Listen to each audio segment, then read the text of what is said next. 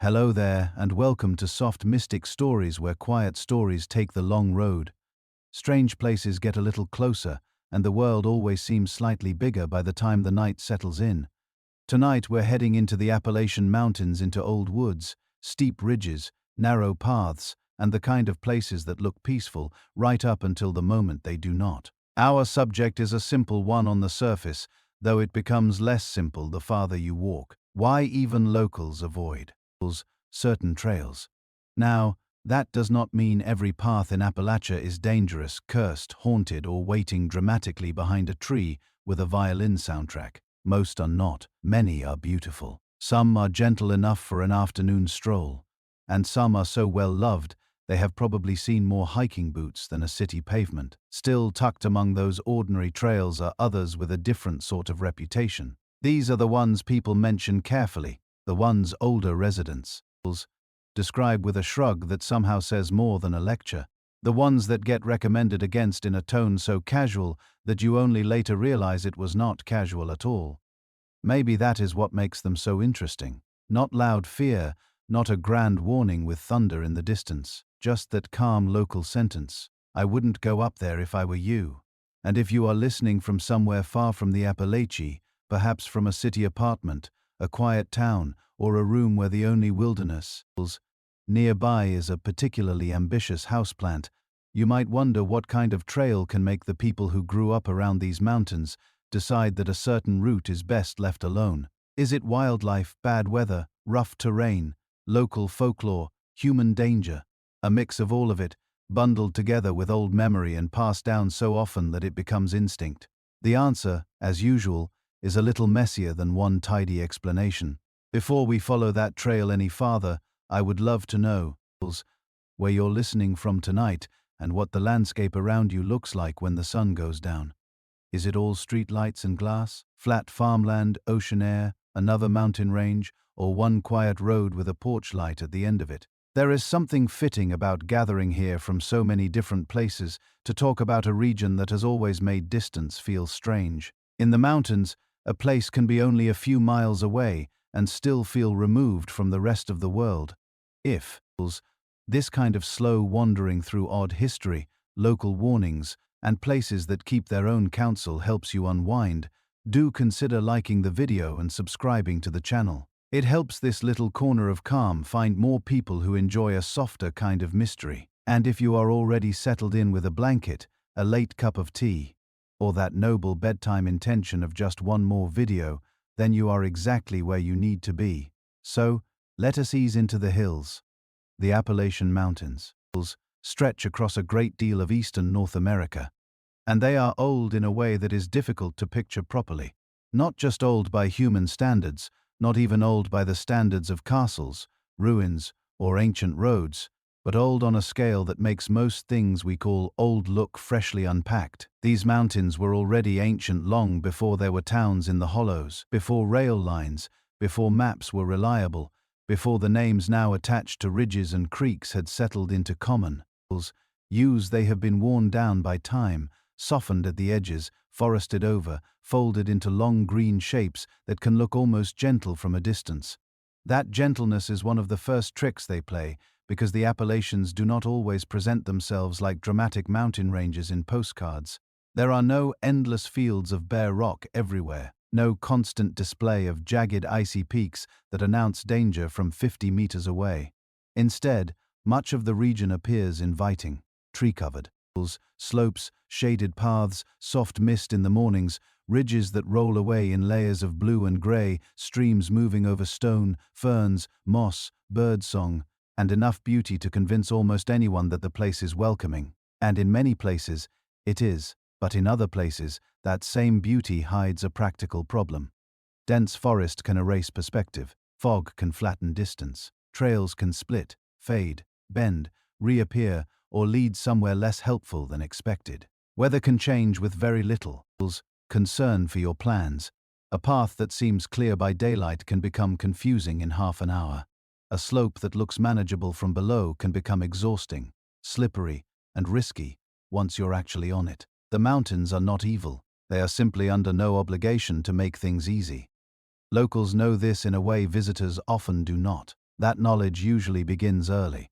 It comes from family trips, hunting routes, fishing spots, camping stories, seasonal habits, and years of hearing which roads wash out, which creeks rise too fast, which hollows lose daylight early, which ridges get ugly in a storm, and which parts of the woods seem to attract trouble. Not always supernatural trouble, though the stories do not exactly avoid that lane. More often, the trouble is ordinary in the way that ordinary things become serious very quickly outdoors. A bad step, a missed turn, a drop in temperature, an injury in a place where help arrives slowly. One bad decision stacked on top of another. A trail that appears simple until it is not. Outsiders sometimes hear local warnings and assume they're exaggerated. This happens in mountain regions all over the world. A traveler sees a worn footpath and thinks, how bad can it be? The answer is often worse than it looks, especially if you have mistaken familiarity for simplicity. People who know the terrain rarely make that mistake. They know that a mountain does not need to be especially high to be dangerous. It only needs to be steep enough, wet enough, isolated enough, or confusing enough at the wrong moment. In Appalachia, certain trails gather that reputation over time. Some are known for injuries, some for disappearances, some for sudden changes in weather or difficult navigation. Some for unofficial side paths that tempt hikers away from the marked route. Some for cliffs, loose rock, stream crossings, or stretches where rescue is far more difficult than most people realize. Then there are the places that carry another kind of reputation. One built not just from maps and topography, but from stories repeated over generations. A gap in the ridge where people swear things feel wrong after dark. An old road where no one likes to linger. A hollow with too many strange accounts attached to it. A section of woods that locals avoid without needing to produce a PowerPoint presentation. That last category is especially interesting because it sits somewhere between reason and feeling. Human beings are very good at turning patterns into stories. We have always done it. A dangerous place gets a warning attached to it. The warning gets repeated over time. It grows details. The details become tradition. And tradition, especially in isolated or deeply rooted communities, can shape behavior very effectively. A child hears that a certain trail is not a place to fool around, and years later, as an adult, that lesson still sits in the back of the mind. Maybe they no longer believe every detail of the original tale. Maybe. They never did, but they still do not go there at dusk. They still do not go alone. They still find a reason to choose another trail. That does not make the warning foolish. In fact, folklore often preserves practical caution in a form people remember. It is easier to remember a story than a list of risk factors. Do not go there. Strange things happen. May keep more people safe than the terrain has poor visibility, uneven footing, and a history of disorientation events. One sounds like advice from an old neighbor. The other sounds like a notice attached to a clipboard. And while we are being fair to clipboards, both messages can be useful. Part of the appeal of the Appalachians is that the region still holds on to a certain kind of distance. Not every place is polished for visitors. Not every trail has full signage, cell service, railings, or the comforting sense that someone official is only 5 minutes away. There are stretches of mountain country where the road narrows, the signal fades, and the forest begins to feel less like scenery and more like the main fact of the place. This is not a flaw. In many ways, it is the point, but it changes the stakes. A person from elsewhere may see a trailhead and think they're entering a managed outdoor experience. A local may see the same sign and mentally add several invisible footnotes. Watch the weather. Do not trust the distance estimate too much. Stay on the main route. Be careful near the rock face after rain. Do not assume. Anyone will hear you if you yell. Do not count on your phone. Be off the ridge before dark. And maybe if you mention one particular side trail, the local pauses and says, "No, not that one." Notice how much of that knowledge is social. It is learned from people. The mountains are read not just through maps but through conversation. Which trail is worth it? Which one is overrated? Which one is fine in autumn but miserable in spring?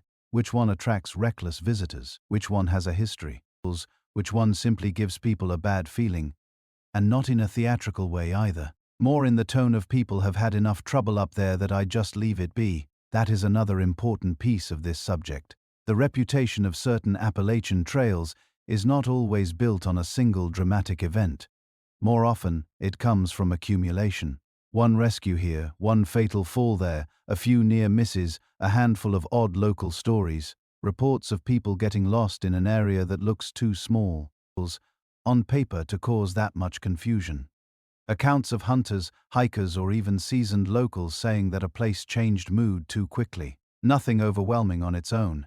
Taken together enough to make a route feel marked, even if no official sign says so. Mood matters more in the woods than people like to admit.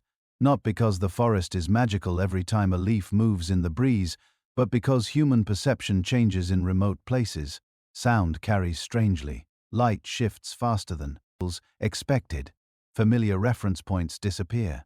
A trail can feel entirely normal one minute and unsettling the next for reasons that are not easy to explain in the moment. Sometimes there is a practical cause. The fog thickens. The wind changes direction. Birdsong stops because a predator is nearby. The temperature drops. You realize you have not seen another person for a long time. Your brain notices a pattern before your conscious mind does. And the result is a sense that something is off. Locals often trust that feeling because they have learned to. Visitors sometimes dismiss it because it sounds vague, yet vagueness is not always useless. Experienced outdoors people develop instincts based on countless little observations. The angle of light, the condition of the ground, the smell of incoming rain, the position of the ridge, the time it will take to get back, the behavior of water, the way a place feels when conditions are turning against you. Ask them why they chose not to. Continue, and they may not produce a neat speech. They may just say it did not seem worth it. That phrase, not worth it, appears more often than you might expect in local attitudes toward bad trails. It is not always fear. Sometimes it is simply judgment.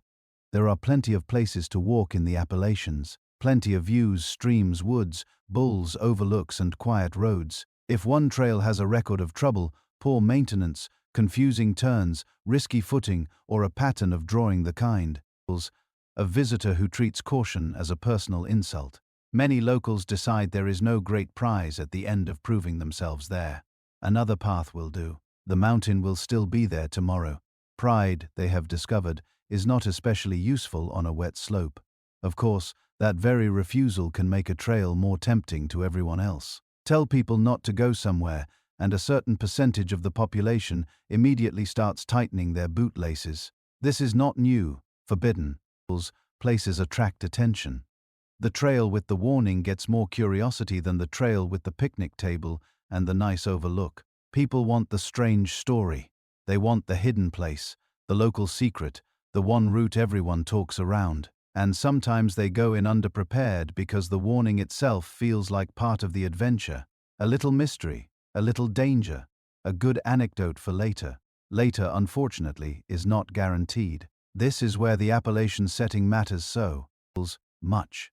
The region has beauty, yes, but it also has scale, weather, isolation, and a long habit of resisting simple summaries. One valley is not the next valley. One trail may be manageable, while another, only a short drive away, is steep, badly marked, and unpleasantly good at swallowing time. There are places where the tree cover is so dense and the terrain so repetitive that a person can become disoriented faster than expected. There are ravines and creek beds that sound easy until rain turns them into something else. There are old unofficial routes that appear on some maps, disappear on others, and continue to exist mostly because people assume the person before them knew what they were doing. That assumption has led many people into trouble over the years. Following a worn path is not the same as following the correct one. In mountain country, people, animals, runoff, and long habit can create routes that look convincing enough to lure the unwary. A side trail may branch off so neatly that it feels intentional. A shortcut may seem obvious. A less used path might promise a faster way down, a better view, or an easier return. Then the ground changes. The markers vanish and the quiet becomes much less charming. And the quiet in the Appalachians can be substantial. Not constant silence because forests are full of life, but a kind of enveloping separation from the rest of the world. No traffic hum, no nearby voices, no helpful cafe with a chalkboard menu and a restroom key. attached to a plank. Just woods, slope, weather, and however well you prepared. For some people that is the appeal. For others, especially those who understand how quickly conditions can shift, it is exactly why caution matters so much. There is also the human side, which should not be ignored just because mountain folklore tends to get better press. Some trails are avoided because they are remote enough to attract activity you would rather not wander into by accident. Illegal camps, hidden hills, grow operations in some areas, unstable abandoned structures, old mine sites, unsafe gathering spots, or simply isolated places where encountering the wrong person at the wrong time becomes a more serious matter because there is no one else around. Locals do not always spell these things out to strangers. Sometimes discretion is part of the warning. Sometimes saying just don't go there is easier, safer, and more likely to be followed. Then again, some places earn their reputation through stories that are far older than any modern hazard. A trail may pass through land associated with old settlements, battle routes, vanished communities, family feuds, burial grounds, missing persons, or events that linger in regional memory, even when the exact details have gone soft around the edges. In Appalachia, oral history has a long reach. You do not always need a written sign for a place to come with instructions. All of that means that when locals avoid certain trails, they may be responding to several layers at once. The practical layer, the inherited layer, the emotional layer, the one based on direct experience, and the one based on stories told often enough to become part of the place itself. You could walk a trail with a guidebook in hand and still miss half of what local memory knows about it. You could also dismiss local memory entirely and discover, usually at an inconvenient moment, that it was trying to save you trouble. None of this is meant to turn the Appalachians into some grand forbidden zone that would be unfair to the region and inaccurate. Besides, people live there, work there, hunt there, hike there, fish there, and love those mountains deeply. They are not avoiding the entire range like it owes them money. But deep familiarity often produces a kind of respect that outsiders mistake for superstition. Respect is quieter than fear. It does not need to perform. It just changes behavior. And that is where our path begins tonight. Not with a single scary tale. Not with a declaration that every local warning hides something supernatural in the fog. And not with the idea that all danger arrives wearing dramatic music. Instead, we begin with a simple observation. In the Appalachian Mountains, certain trails are avoided for reasons that sit at the intersection of land, memory, weather, history, instinct, and plain common sense. Once you start looking closely, each of those reasons opens into the next, and the picture becomes much more interesting than a ghost story told around a campfire. Though I admit the campfire version does have its charms. 'Cause to understand why some paths are left alone, we have to begin with the mountains themselves. With what kind of landscape creates this kind of caution in the first place, and why age, terrain, and distance have shaped not only the trails, but the people who speak about them the way they do. The first thing to understand about the Appalachian Mountains is that they are old in a way that changes how they behave. That sounds obvious at first. Mountains are made of rock. Rock is old. Fair enough. But the Appalachians are not just old as a collection of hills and ridges. They belong to a much earlier chapter of the Earth's history, formed hundreds of millions of years ago through collisions so massive that the continents themselves were rearranged, long before the Atlantic Ocean opened between North America and Europe, long before the shapes on our maps began to look familiar. The land that would become the Appalachians was caught up in a sequence of geological collisions, compressions, uplifts, and foldings that pushed enormous masses of stone upward. Later, time got to work on them with great patience and no concern at all for preserving dramatic peaks. That is why these mountains often surprise people. The Rockies look young because, geologically speaking, they are younger. They have that sharp, freshly broken look, all steep profiles and high theatrical confidence. The apples have been worn down over immense stretches of time. Rain, frost, rivers, gravity, roots, and season after season after season have softened them.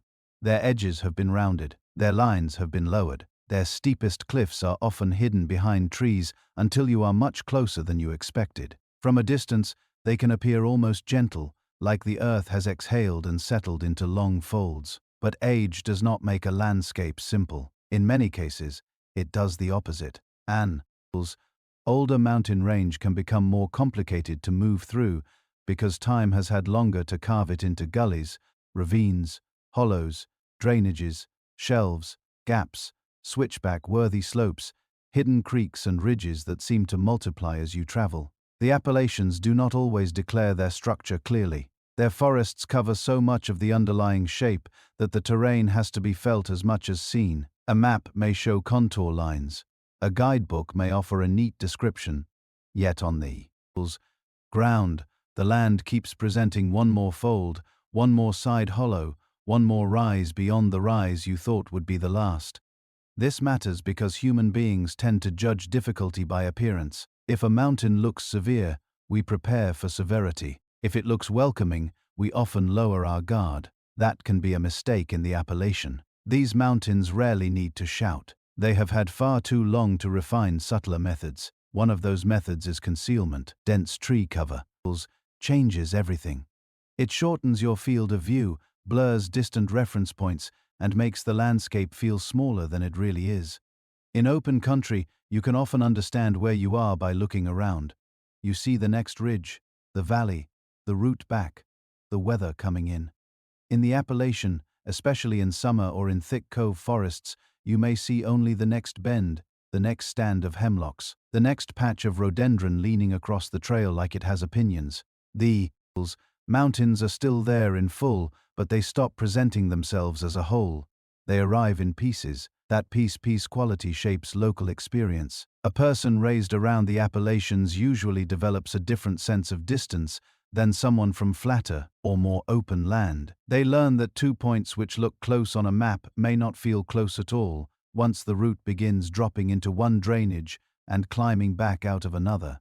They learn that a ridge walk can be straightforward one day and unwise the next depending on rain, wind, fog, or the season. They learn that steepness is only part of the problem. Grand conditions matter, so does leaf cover, so does loose shale, slick roots, blow down water crossings, and the simple fact that being turned around in a thick eastern forest can happen faster than most people would like to admit. That kind of knowledge is the beginning of mountain memory. Not mystical memory, not the mountain whispering legal advice from a mossy boulder, just accumulated recognition. Patterns noticed, tested, passed along, and remembered. A ridge that catches storms, a slope that stays wet, a bend in the creek that floods before people expect it to. A trail that looks clear in winter but disappears into green growth by late spring. A section of woods where sound travels oddly. A route that hunters know, hikers misunderstand, and rescue crews speak about with a kind of tired respect. The longer people live alongside a landscape, the more this memory thickens. In Appalachia, that thickness is hard to separate from daily life. Families have lived in these mountains for generations. Roads follow old passages. Towns sit in valleys shaped by older routes of travel. Cemeteries rest on slopes above creeks. Churches, cabins, logging traces, abandoned graves, mine entrances, old farm walls, and forgotten home sites remain scattered through the region. Sometimes hidden so well that a person can walk close by and never know. The forest is not empty in the way visitors sometimes imagine.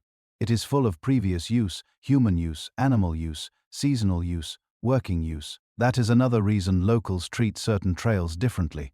They are not just hiking routes. Some of them are old corridors through layered ground.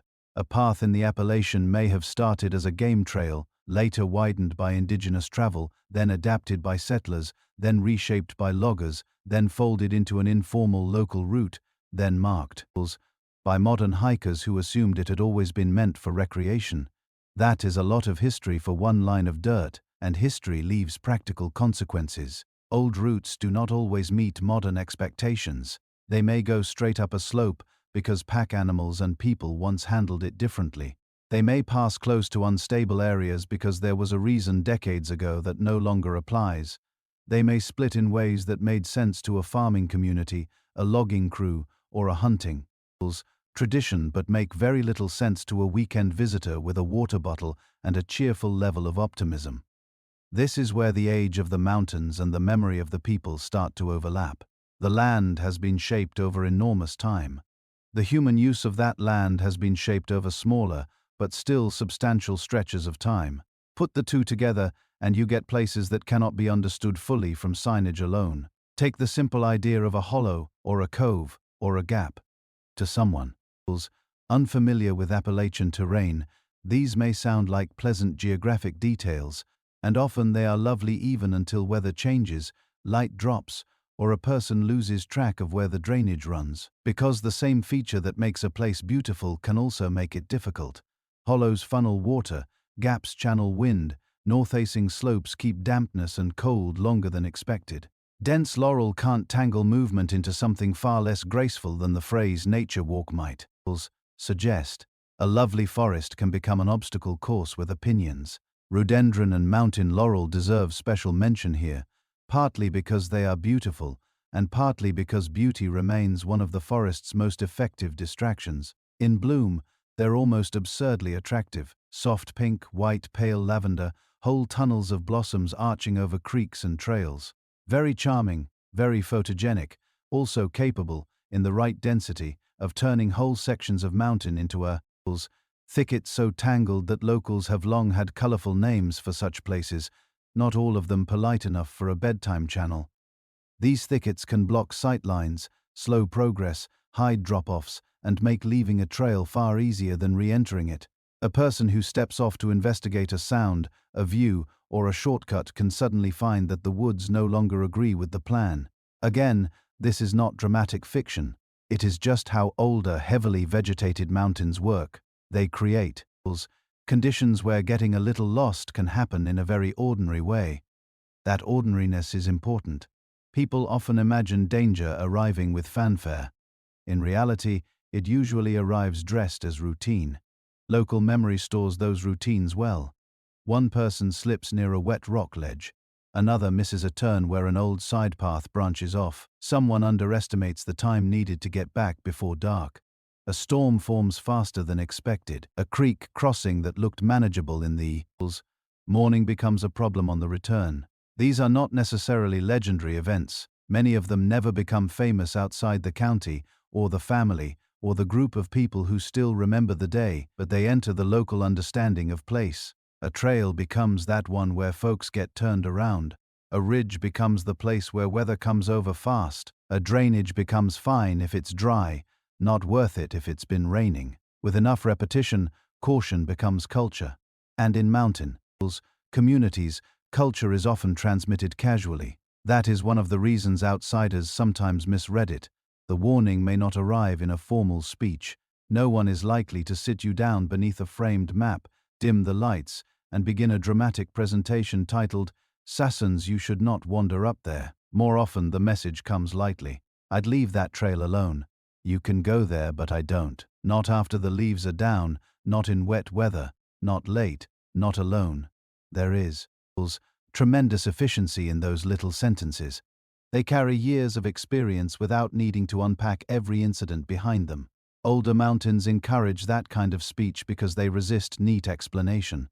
The terrain is too varied, and the reasons are too layered. One trail may be avoided because of footing, another because of flooding, another because it passes old mineland that should not be trusted, another because it crosses private property lines in confusing ways, and people would rather not deal with the consequences, another because it has a history of attracting overconfident visitors who treat warning signs as suggestions from an especially nervous aunt, another because something bad happened there once, then again, and then enough times that no one feels any need to test the pattern further. When people say the mountains have a long memory, this is usually what they mean in practical terms. Marks remain, roots persist, stories attach themselves to terrain. This land holds evidence longer than people expect. A stone foundation deep in the woods may mark a home site from generations back. An old road cut may still guide runoff and erosion long after the wagons are gone. An abandoned railroad grade may look like an easy walk until it carries you confidently in the wrong direction. A family burial plot on a slope may remind locals that the forest has not always been forest in the way visitors imagine. Every one of these details can shape how a trail is perceived. There's also a psychological effect to moving through very old landscapes. People feel it even when they do not describe it well. Newer built environments tend to explain themselves. Streets tell you where to go. Signs announce purpose. Buildings declare ownership. In the mountains, especially older and less managed sections, purpose becomes less obvious. A path might have several former reasons for existing, all overlapping. A clearing may be natural or old human use or utility, maintenance or something else entirely. A creek may seem too precisely placed, a cut too straight, a cluster of daffodils too deliberate. The land gives little hints that people have been here before, but not always enough to explain who, when, or why. That uncertainty makes places feel charged, even when the explanation is probably ordinary and historical rather than eerie. Still, it would be unfair to dismiss the eerie part entirely. Old places gather stories because people keep meeting the limits of their knowledge there. A family knows a route, but not everything that happened along it 50 years before they were born. A hunter knows a ridge, but still avoids one side hollow after dusk. A hiker hears that an old cabin once stood off the trail and begins to notice every snapped branch as though it were delivering commentary. Human beings fill gaps with narrative. The Appalachians offer many gaps. Their geology contributes to that too. Folded mountain belts create repeating forms. Ridge after ridge, drainage after drainage, wooded slopes that look similar enough to encourage confusion. In poor visibility, sameness is a problem. Not exact sameness, but enough resemblance that orientation begins to slip. This is one reason experienced people rely on more than one cue. They watch the slope, the water flow, the position of the sun when visible, the lay of the ridges, the timing of the walk, and sometimes their own discomfort. A trail can be technically passable and still be a bad choice on a given day. Locals learn that a long memory is not just about remembering where things are. It is about remembering when not to go. That restraint often looks unremarkable from the outside. Someone chooses another path. Someone heads back earlier than expected. Someone passes a side trail without comment. Yet these small acts are built from years of observation. They may also be built from inherited accounts. Grandparents, parents, neighbors, old hunters, volunteer firefighters, game wardens, rescue workers, park staff, road crews in mountain regions. All of these people contribute to the unwritten map. The official map shows trails and contour lines. The unwritten map shows reputation, and reputation, once established, is remarkably durable in a place like Appalachia. The mountains are old enough, and the community is rooted enough, that a bad stretch of trail can keep its name long after the original incident is gone from public memory. A place may be called dangerous by people who cannot fully explain why anymore. That does not always mean the danger is imaginary. Sometimes the explanation has simply been compressed. The story wore down the way the ridges did, losing detail but keeping shape. This is also why locals are often difficult to impress with scenic marketing. A brochure might advertise solitude, untouched wilderness, hidden gems, and rugged adventure. A local may hear that and think, yes, that means poor access, limited signal, muddy footing, and visitors who mistake remoteness for charm until they need to get out quickly. Neither view is entirely wrong. They are just aimed at different outcomes. One sells experience, the other remembers consequences. There is a useful humility in that. The oldest mountains do not reward arrogance for long. They're not especially interested in a person's confidence level, fitness, tracker, or conviction that this hike could not possibly be as difficult as people say. In fact, the mountains have watched countless generations arrive with some version of that idea. The land remains, human certainty does not, and that may be the clearest form of mountain memory there is, not a literal recollection of course, but a pattern that keeps repeating. People come in assuming they know what they are dealing with. The mountains are just that assumption. The lesson gets passed along. Some hear it and adapt, some do not. Then the next group arrives. Over time, the communities that live closest to that cycle become very good at recognizing where optimism tends to go wrong. So when a local avoids a certain trail, the decision may rest on far more than one bad story or one steep section. It may come from living in a region where the land itself has had millions of years to become intricate, where paths overlay older paths, where weather and vegetation multiply difficulty, where history lingers under the leaves. and where caution has been refined into habit by people who have learned repeatedly that these mountains keep teaching the same lesson in different ways. Once you see the Appalachian like that, not as mild hills, but as very old terrain with deep local memory, it becomes easier to understand why some trails unsettle people before anything visibly dramatic has happened at all. The ground has already done enough over time to earn that reaction, and the woods, as we move deeper into them, only add to it.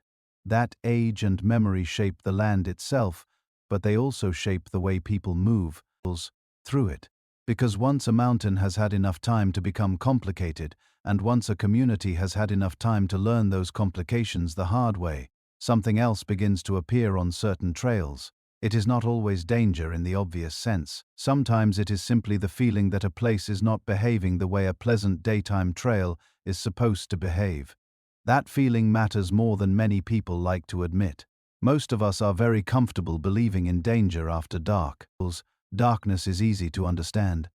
It hides things, shortens your range of vision, changes sound, and invites every old instinct your ancestors ever used to stay alive.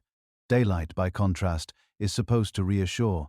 If the sun is out, if the path is visible, if birds are calling somewhere in the trees, then the mind assumes a basic level of safety. Yet some Appalachian trails manage to feel wrong even when the light is good, the weather is decent, and the hour is still early enough that you ought to be enjoying yourself. That wrongness can be difficult to explain, especially to someone who has not spent much time in the woods. It is rarely a dramatic movie moment. Nobody needs to whisper that they suddenly felt a chill while a violin screeches somewhere off camera.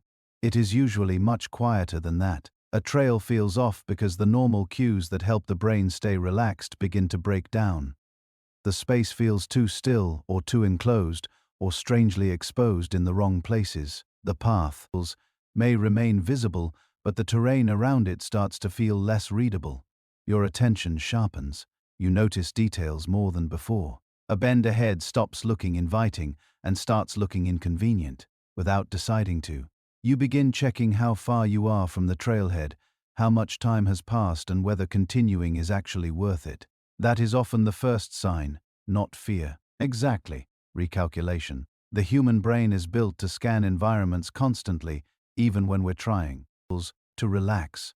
In ordinary settings, the process is so smooth we barely notice it. A sidewalk, a park, a familiar road, a well-marked trail near a visitor center.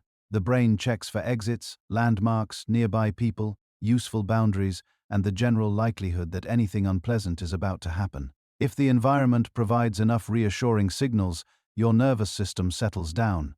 In the woods, the same process continues, but the signals become harder to interpret. Dense forest reduces visibility. Uneven ground demands attention. Sound travels in ways that are not always easy to locate. The result is that some trails keep the brain working harder than others. And when the brain works harder without finding many reassuring answers, the whole place begins to feel wrong. Appalachian trails are especially good at producing this effect because so many of them pass through dense mature forest. Mature forest has its own kind of beauty, but it does not always flatter the nerves. The canopy can be thick enough to dim broad daylight into something flatter and cooler. Sunlight reaches the ground in patches instead of broad open certainty. Trees stand close enough together to limit long views. Shrubs and laurel close in along the edges. In some places, the trail becomes less like a route through scenery and more like a narrow agreement between you and the landscape. You may proceed here, the woods seem to say, but only here. That narrowing can create tension without any actual crisis taking place. People like options, even when they have no intention of using them. We like being able to see around things. We like knowing where the open ground is. We like understanding how to leave if we choose to leave. A trail that takes away those comforts can produce unease in full daylight because the body notices confinement before the mind has put words to it. Then there is silence, or what passes for silence in a mountain forest. Appalachian woods are never completely silent. There are insects, birds, wind in the leaves, water moving over stone, the small crackle of branches adjusting, and the occasional sound that turns out to be nothing more sinister than gravity being untidy. Still, there are moments when the soundscapes change so abruptly that the shift feels personal. Bird activity drops, wind settles, even the usual background rustling seems to pause. It is not supernatural, it is simply noticeable. Human beings are pattern readers. When the pattern changes, attention increases. Locals often recognize this without making a speech about it. They know that woods have moods. The trail can feel normal one day and unpleasant the next, even if no map has changed. Temperature, humidity, cloud cover, recent rain, animal movement, and the season all affect how a place feels. In late summer, a section of trail may be crowded with sound, heat, and green growth. In winter, that same route can feel exposed, skeletal, and severe. During leafless months, those sightlines improve, but the landscape can become harsher. Every ravine more visible, every old structure or stone foundation more obvious than before. In spring, streams swell and the ground softens. In autumn, dry leaves hide roots and holes under a layer of innocent-looking color. A place that is technically the same is never really the same. That changing mood matters because people do not assess danger in a vacuum. They assess it in real time based on sensation as much as logic. One of the reasons some trails feel wrong in daylight is that the senses are receiving mixed messages. The eye says it is daytime. Visibility exists. Proceed normally. The rest of the nervous system says perhaps not with such confidence. A trail might also feel wrong because its shape keeps interrupting your sense of progress. Some paths in the Appalachian do not unfold cleanly. They twist through hollows, cross and recross streams, follow old roads for a while, then peel away into steeper ground. Dip, rise, narrow and bend so often that it becomes difficult to form a simple mental model of where you are. This matters more than it sounds. Human beings are comforted by orientation. We like being able to say, at least roughly, the car is that way, the ridge is over there. The creek runs down there, and home is ultimately somewhere beyond all this. When a trail resists that picture, the walk becomes mentally heavier. It is not unusual for people to describe such places in emotional language, because emotional language is often the nearest tool available. They say a trail feels strange, heavy, wrong, dead, close, tense, or bad. Sometimes those words hide a practical explanation. The trail is poorly drained. The vegetation is thick. The route has too many false turnoffs. The slope is steeper than expected, and there is no clean place to recover if you slip. The ravine holds cold air. The rock walls block sound. The cell signal vanished 20 minutes ago. No single detail is overwhelming on its own, but together they produce a feeling that the place is not friendly to mistakes. That friendliness toward mistakes is something experienced locals read constantly. A good easy trail forgives a lot. You can be distracted for a moment and still recover. You can walk a little too fast and not immediately regret it. You can stop paying close attention and the environment will not take advantage of the lapse. A bad trail, or even an ordinary trail under the wrong conditions, forgives much less. One missed marker becomes a wrong turn. One wrong turn becomes unnecessary distance. Unnecessary distance becomes fatigue. Fatigue becomes poor decisions. It is not hard to see why the body might start objecting before the conscious mind has completed the calculation. Another reason daylight does not always help is that daylight in the Appalachian can be deceptive. In open country, sunlight creates clear relationships between landforms. In heavily forested mountain terrain, sunlight often reaches you in fragments. A bright day overhead may still leave long stretches of trail in cool shadow. If fog drifts through or a cloud bank settles low over the ridge, the quality of light changes again. Everything remains visible, but not comfortably visible. Edges soften, distances flatten. Wet roots shine just enough to catch the eye without making footing clearer. Rock faces become darker than they looked from below. A place can feel dim in the middle of the afternoon, not because the day is ending, but because the mountain has decided to edit the light to its own preference. People from the region often speak about this in very plain terms. They say a place gets gloomy, or it holds shadow, or it stays dim. Those are simple phrases, yet they carry real observational weight. A trail that holds shadow all day stays wet longer, dries slower, grows slicker, and can feel colder than expected. A cove that keeps mist late into the morning may look beautiful from a camera's point of view, and mildly suspicious from a hiker's knees. One person sees atmosphere, another sees a longer trip back if anything goes wrong. Then there is the matter of old routes and half-routes. Many Appalachian trails overlap with older human use. Logging grades, wagon traces, hunter paths, utility cuts, abandoned roads, unofficial side trails, and local shortcuts can all leave marks on the landscape. Some remain obvious. Others appear only briefly, just enough to tempt a person who likes the look of a clearer path. This can create a peculiar kind of unease because the land keeps hinting at choices without explaining them. A turn appears where no turn is marked. A worn path drops toward water. Another climbs away through the trees. You know, one of them is likely less useful than it looks. But unless you know the area, you do not know which. Even staying on the correct route can feel less secure once you have seen how many almost routes the mountain is willing to provide. That uncertainty produces a strong daylight wrongness because it attacks one of the mind's favorite comforts, confidence in the path itself. The trail is supposed to answer one basic question for you: go this way. When that answer starts to wobble, tension follows. You begin paying closer attention to blazes, footprints, cut logs, and any sign that another human being recently agreed this was still the correct direction. If those signs become inconsistent, the woods start to feel less like a landscape and more like a test you never agree to take. The body's reaction to this is worth noticing. Unease in the woods is not only a thought, it is physical. Shoulders tighten, hearing sharpens, pace changes. Some people speed up to get through the odd stretch. Others slow down because rushing suddenly seems foolish. Conversation drops off, breathing becomes more deliberate. Even people who arrived in excellent spirits may become quieter when a place feels wrong. And that quiet is not always fear. Sometimes it is concentration. Sometimes it is respect. Sometimes the brain has simply decided there is too much information to process and would appreciate fewer jokes for a while. That last part may disappoint the more enthusiastic hiker in the group, especially the one who was planning to narrate every leaf as though auditioning for woodland radio. Still, mountains do have a way of editing personalities. A trail that seemed like a good setting for cheerful confidence can, after a mile or two, turn everyone into much more serious versions of themselves. It is also possible for a place to feel wrong because of what is missing.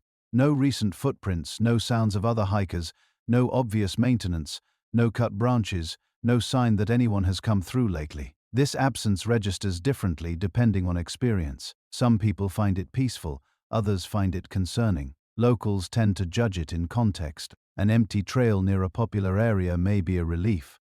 An empty trail that is oddly empty for the season, time, or weather may suggest that other people know something you do not. Even if the explanation is harmless, the feeling persists. On top of all this, it's local story. Story does not create every uneasy trail, but it absolutely changes how a trail is perceived. If you've heard that a place is trouble, the mind enters differently. It notices more. It interprets more. A rusted gate, an old foundation stone, a faded sign, a sudden drop in temperature under thick shade.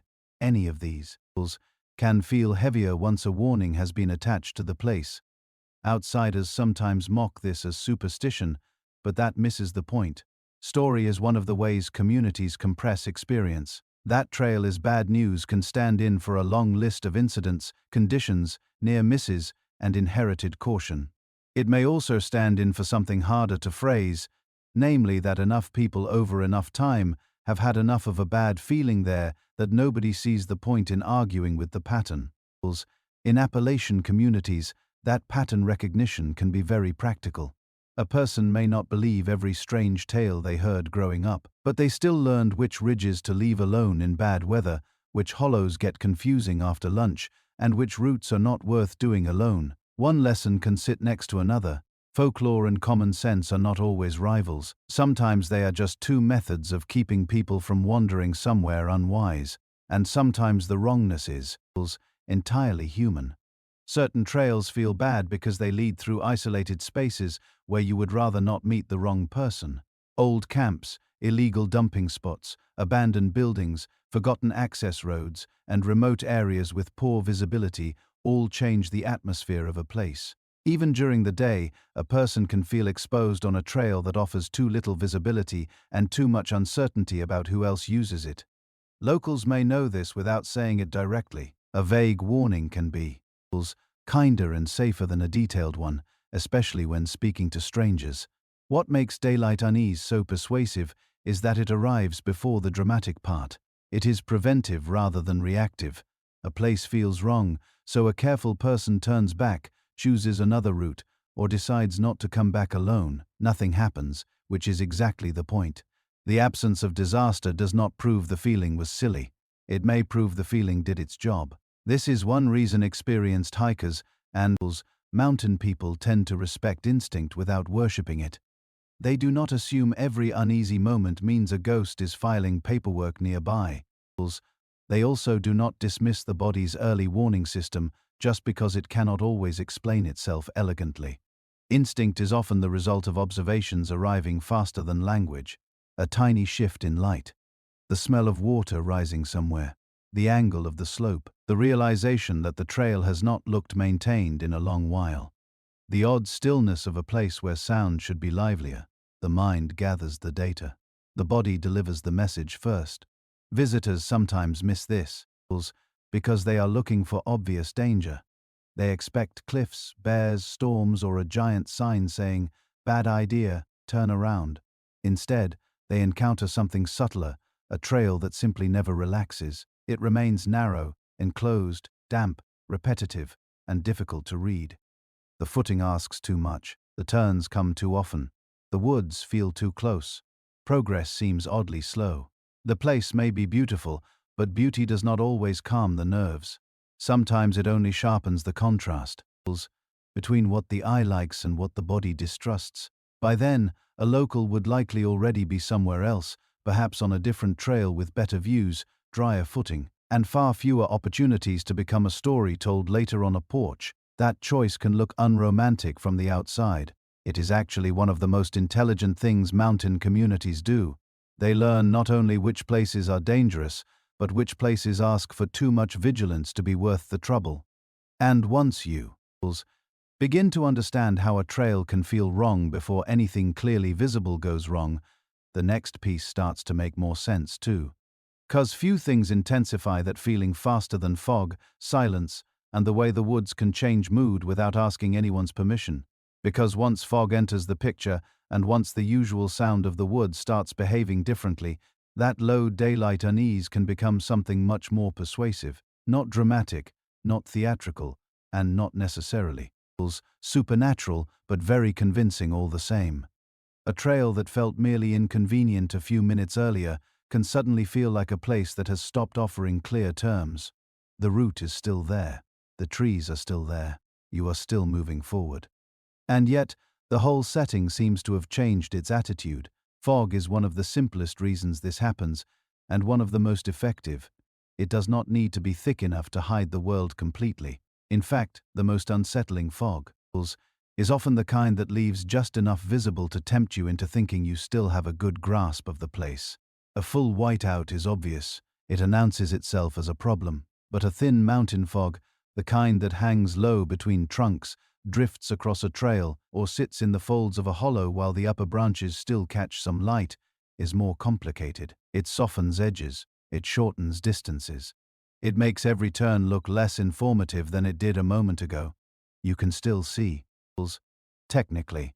You just stop seeing clearly enough to feel confident. That matters a great deal in the Appalachian because so much of the landscape is already enclosed by trees. In open country, fog may reduce a wide view. In eastern mountain woods, it reduces what was already a limited view and then flattens whatever remains. The ridge ahead stops looking like a ridge and becomes a pale wall of trunks. The drop-off to one side grows less legible. A trail marker that should stand out becomes easier to miss. You begin walking not through a broad landscape, but through a much smaller pocket of uncertainty, and the pocket moves with you. People often describe this as the woods closing in, which is not inaccurate. Fog does not actually pull the trees closer, of course, but it changes the space between them. The air becomes a surface. Depth shrinks. The forest stops offering any real distance and gives you only the next few yards. This has a practical effect on navigation, but it also has a psychological one. Human beings do not relax easily when depth disappears. We like having some sense of what lies ahead. Fog removes that without needing to remove the trail itself. There is another reason fog works so well on the nerves. It interferes with pace. A clear trail invites a steady rhythm. You look ahead, choose your steps, and move with some confidence. In fog, especially on uneven Appalachian ground, that rhythm breaks. You slow down. You check things more often. You hesitate. Before bends. Every rock, route, slick patch, and side path demands more attention because the usual visual information is no longer doing enough of the work for you. A walk that should feel ordinary starts to feel negotiated, almost as if the mountain has decided that each step now requires a little more thought than before. Locals are familiar with this because mountain fog is not rare and because it does not always arrive in a dramatic way. It can settle in from a low cloud layer, rise from wet ground after rain, cling to a cool hollow while the surrounding region seems perfectly normal, or drift across higher elevations as temperature and moisture shift. One section of trail may be clear, while the next holds a gray softness that changes the whole mood. A visitor may treat this as charming atmosphere at first, and it is atmospheric, certainly very photogenic. Ideal if your goal is to produce pictures that suggest thoughtful solitude and expensive hiking socks. Less ideal if your goal is to read the terrain accurately and get back before conditions worsen. Silence works alongside fog in a way that is harder to measure and easier to feel. Woods are rarely silent, but they do change their sound in ways that people notice quickly. There are times when the normal background of the forest seems to thin out. Fewer birds, less insect noise, wind dropping away just enough to leave your own movement sounding louder than it should. In a city, silence often means a brief break from noise. In the mountains, a sudden hush can feel like information. Sometimes it is information. Birds quiet down for practical reasons. Wind changes, weather shifts, animal movement alters the soundscapes. Water that seemed loud from one angle vanishes around a bend because the shape of the land is redirecting the sound. The forest is constantly rearranging what you hear. Yet, because humans are pattern readers, we respond strongly when the pattern changes. A trail that has been lively with small sounds and then becomes strangely still will usually feel different, even if the mind cannot explain why. This is one of the reasons some locals say a place has a mood. Mood is not a scientific term, but it is often an efficient one. It gathers many small changes into a single judgment. The air feels heavier. The light goes flatter. The usual sounds drop away. The trail narrows or becomes wetter. The rhododendron starts leaning in close. Visibility falls. The ground asks for more caution. None of this proves anything mystical. It does mean that the woods are no longer giving you easy reassurance. And once that reassurance is gone, the mind begins running its checks more often. You can see this happen in groups. When a trail feels open and readable, people talk more. They look around casually. Someone tells a story. Someone else complains about their knees in a tone that suggests they are still in good spirits. Maybe there is a snack discussion, which, as everyone knows, is one of the great signs of social confidence outdoors. But when the woods change mood, conversation drops, people stop drifting apart. The person in front checks the route more carefully. The person in back listens more. No one necessarily says this place feels wrong. They do not need to. Their behavior says it. Fog contributes to that because it makes every sound harder to place. Sound in the mountains is already tricky. It bounces off slopes, gets swallowed by vegetation, follows drainages in odd ways, and changes with wind and humidity. Add fog, and the world becomes even less reliable. Water can sound closer than it is. A branch cracking somewhere off the trail can seem to come from the wrong direction. Voices from another group, if there are any, may carry strangely or not at all. At times you hear something and cannot decide whether it is on the trail, below you in the hollow, or far up the ridge. That uncertainty is not dangerous by itself, but it is tiring. It keeps the brain occupied. The Appalachians are particularly good at this because of their shape. Folded terrain, wooded slopes, narrow coasts, creek bottoms and ridge lines all affect how sound behaves. A person walking through a broad western landscape may hear a distant call and place it reasonably well. In dense Appalachian woods, the same certainty is harder to come by. The forest filters sound through trunks, leaves, elevation changes, and moisture. Things arrive blurred. This is charming when it's only birds and running. Water. It is less charming when you're trying to work out whether a noise ahead means another hiker, an animal, a branch settling, or your imagination being unhelpful. Again, an imagination is always part of the equation. That does not make the experience false. It makes it human. The brain does not simply receive a landscape, it interprets one. When visibility drops and sound becomes unclear, imagination moves in to help complete the picture. Sometimes it completes the picture badly. A stump looks like a crouched figure until you get closer. A hanging branch seems momentarily like movement. Mist between trees can suggest shape where there is none. A dark opening beyond the trail, which in clear weather would look like nothing more than a side drainage, now seems like a place that deserves a firmer opinion. That is why certain trails develop reputations faster in foggy or damp conditions than in perfect weather. The setting itself becomes more suggestive. The terrain has not changed, but its unreadability has increased. A place that was already demanding now becomes moody. And mood has consequences. People hurry, people miss markers, people stop trusting their sense of direction. People drift too far to one side to avoid mud or brush, and then have to refine the route. The trail has not vanished, it has simply stopped being generous. Silence also has a way of making time feel strange. In ordinary settings, time is tracked by activity around us. Cars pass, people appear, sounds change in predictable ways. On a quiet mountain trail, especially in fog, the usual markers thin out. You walk, and because the environment offers fewer clear changes, 10 minutes can feel longer than it is or shorter. People begin to lose their sense of pace. They think they have been on a section for 20 minutes when it has only been 7, or they assume they are making good progress and discover that the trail is barely unfolded at all. This distortion may sound minor, but it affects decisions. When to turn back, whether to continue, how much daylight remains, whether the route is taking longer because it is longer, or because conditions are making every yard less efficient. Locals often compensate for this by relying less on feeling and more on habit. They know roughly how a trail should move under good conditions. If it suddenly feels much slower, there is a reason. Maybe the ground is bad. Maybe the fog is forcing too much caution. Maybe the route is not being read cleanly. Maybe the mountain is simply reminding you that it sets the pace. A visitor, by contrast, may assume the uneasy feeling is merely atmosphere and keep pressing on until the math becomes less favorable. There's also something about fog that amplifies memory. By that, I do not mean literal ghosts walking around with a schedule. I mean that people become more aware of story in places where the environment withholds clarity. If you have heard that a certain trail has a reputation, fog gives that reputation room to work.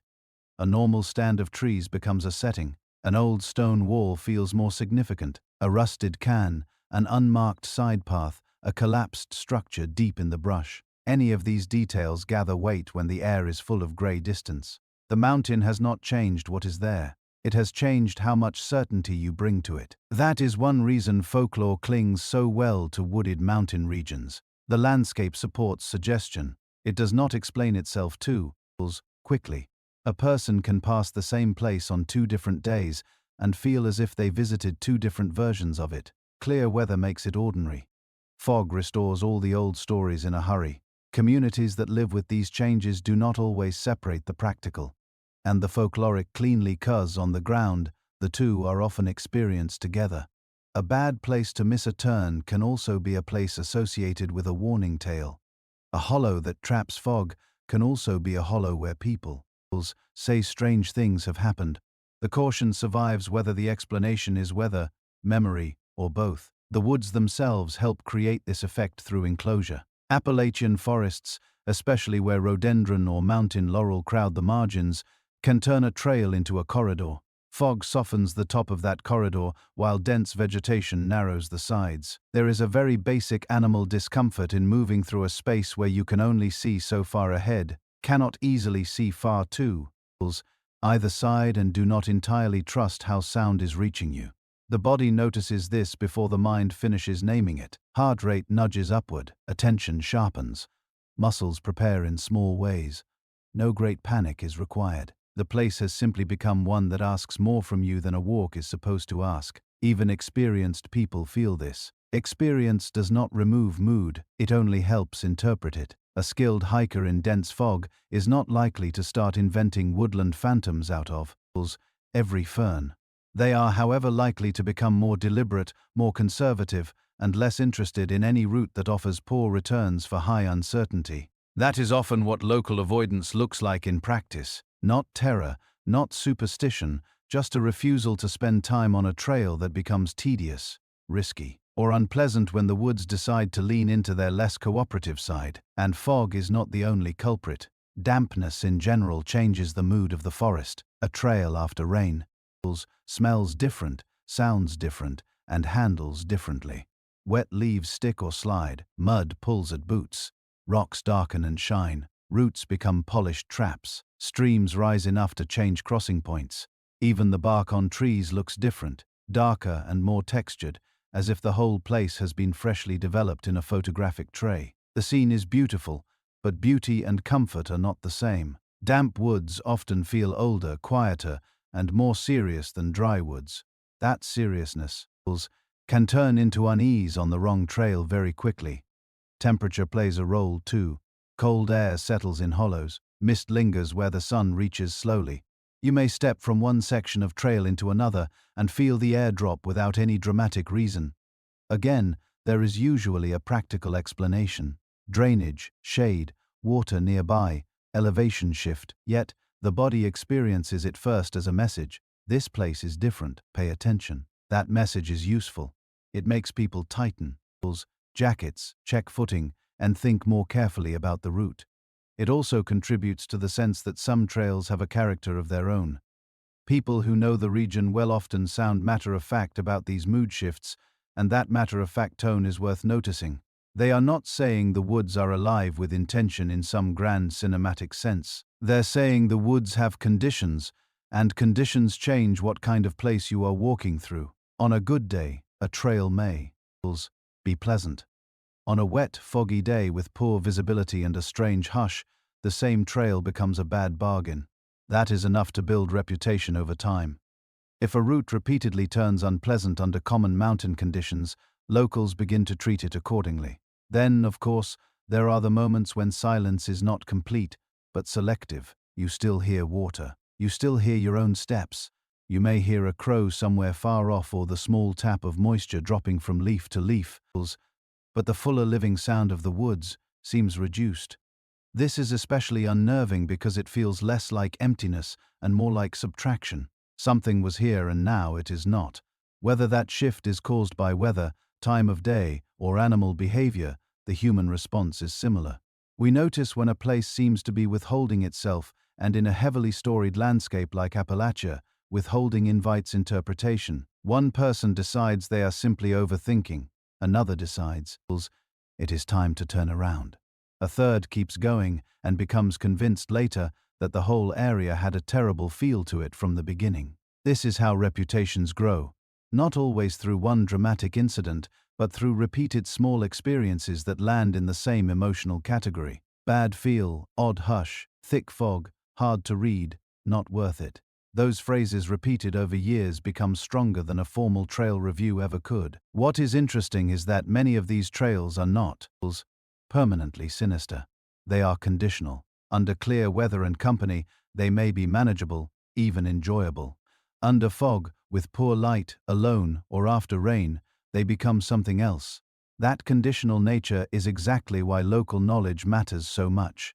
A visitor may hear people avoid that trail and assume the place is always dangerous in the same way. More often, the truth is subtler. The trail has certain moods, and some of those moods are not worth dealing with unless you know exactly what you're doing. The mountains do not need complete darkness to produce that effect. Daylight filtered through fog, sound softened by damp air, a trail enclosed by laurel, and the slow realization that the woods have gone quiet in a particular way can be more than enough. At that point, even a marked route begins to feel less fixed than it looked on the map. And that is where another layer of trouble begins, because once the mountain has made distance and sound uncertain, it becomes much easier for the path itself to seem less reliable than it ought to be. And once a trail stops feeling fixed, it does not take much for a very ordinary walk to become a much more complicated problem. People often imagine getting lost as a dramatic event, some large, obvious mistake with a soundtrack attached. In reality, many mountain navigation problems begin with something much smaller. The path narrows, leaves cover the tread. A bend around a rock outcrop seems to continue naturally, except it does not. A sidetrack looks just worn enough to seem correct. A tree falls across the route and everyone steps around it in a slightly different way. 10 minutes later, the trail that was supposed to be there has become uncertain, and the uncertainty is doing what uncertainty does best, which is expanding. This is one of the most important reasons certain Appalachian trails earn a bad reputation. They do not always disappear in the theatrical sense. The ground does not open, the signs do not leap into a ravine, and the mountain does not pull a vanishing act just to be difficult. What happens instead is subtler and more annoying. The trail becomes faint exactly when you most need it to be obvious. It fades at a stream crossing. It breaks apart in rocky ground. It dissolves under fallen leaves. It gets interrupted by blowdown. It merges with an older route, an animal trace, a logging remnant, or an unofficial side path that looks plausible enough for someone who has not been there. Before, the trail is still technically present, but it has stopped being generous. That loss of generosity is what catches people. A good trail tells you what to do even when you are tired, distracted, or not especially talented at reading terrain. It is visible. Markers appear where they should. Junctions make sense. The route behaves like a line. A difficult trail, especially in older Appalachian forests, may behave more like a suggestion. It asks you to notice tread pattern, cut branches, worn soil, paint blazes half hidden by bark texture, a gap in the brush, or the angle at which the route is trying to contour around a slope. If you miss one of those signals, the mountain does not correct you immediately. It simply lets you continue being wrong for a while. That is part of why locals avoid certain routes. They know which trails remain readable under ordinary conditions and which ones begin acting unreliable as soon as leaves fall, rain comes through, maintenance slips, or fog starts flattening the terrain. A trail does not need to be remote in the absolute sense to be troublesome. It only needs enough weak points in the right places, a crossing where the tread vanishes, a rocky section with too many false continuations, a meadow edge where the line gets lost in grass, a ridge turn that is obvious only if you already know to look for it. Put several of those in one route, and the whole thing begins to depend less on the trail and more on the judgment of the person walking it. That judgment is rarely at its best by the time trouble begins. Usually, a person has already invested time and energy. Maybe they started confidently because the first mile was clear. Maybe they're already a little damp from fog or recent rain. Maybe they have been looking down at slick routes for an hour and are mentally tired. In the quiet way hiking can make people tired, where the legs still work, but the brain would very much like fewer decisions. Then the trail reaches the one place where good decisions are required. It fades. The marker is old. The turnoff is not where expected. Water has changed the ground. Someone says, "I think it's this way," with exactly enough confidence to be persuasive and exactly not enough evidence to deserve it. That sentence has escorted many people into unnecessary trouble. In the Appalachians, trails often cross environments that naturally obscure human routes. One of the biggest offenders is leaf cover. In autumn, the forest floor can become so fully carpeted that the tread all but disappears. A path that was easy to follow in summer because the soil was packed and the edges were visible can become a vague corridor of simply colored leaves. Roots hide beneath them. Holes hide beneath them. Stones hide beneath them. The route itself hides beneath them. It looks beautiful. Of course, the hills glow gold and copper. The trees look very pleased with themselves. And every tourism brochure in the region has a good month. But from the perspective of navigation, leaf season can be a quiet little trick. The problem is not only that the trail gets harder to see, it is that the alternatives begin to look equally reasonable. On a slope covered in leaves, an old drainage can look like a footpath. A deer track can look like the continuation of the route. A place where previous hikers stepped wrong and then corrected themselves can leave enough disturbance to suggest a line that is not actually useful. Once that ambiguity enters the picture, people start walking by guesswork, and guesswork on mountain terrain has a way of charging interest. Then there are stream crossings which deserve their poor reputation honestly. Trails often become least clear where water intersects them. In a dry period, a crossing may seem simple. Stones are visible. The opposite bank can be read. A worn exit from the creek bed shows where the trail resumes. After rain or in seasons of heavier flow, that same crossing becomes a puzzle. Water covers the usual stones. The bank is muddier. Multiple places on the far side look trampled. Footing becomes the priority, which is understandable. But the price of focusing on not falling in is that people often stop paying attention to where the trail actually continues. Once across, they find the nearest break in the brush and assume that must be the way. Sometimes it is. Sometimes it is the beginning of a very annoying detour. Old roads complicate matters in another direction. Throughout the Appalachian, remnants of older use remain on the land. Logging roads, mining access tracks, farm lanes, rail grades, and utility routes can all linger long after their original purpose has faded. To a tired hiker, these old paths can look wonderfully convincing. They're wider than the trail, smoother underfoot, and psychologically comforting. Human beings like a broad route. It feels official, substantial, trustworthy. The problem is that old roads go where old roads were meant to go, not where your current trail is meant to go. They may descend steadily into the wrong hollow, loop toward private property, dead end at a washed-out cut, or simply carry you much farther from your intended route than you realize until the slope, stream pattern, or lack of markers forces an unpleasant conversation. That conversation usually begins with silence, not dramatic silence, the practical kind. Everyone is suddenly looking around and not liking what they're seeing. No blaze on the last few trees, no signpost. The road, it feels too easy or too wrong. The train does not match the map in anyone's head. Someone mentions checking the phone, and naturally, this is when the signal becomes philosophical rather than useful. Even if the map app works offline, the little blue dot can be less comforting than expected when it drifts around under tree cover and insists you are either standing on the trail, standing next to the trail, or perhaps standing in a state of emotional ambiguity. Technology helps, of course.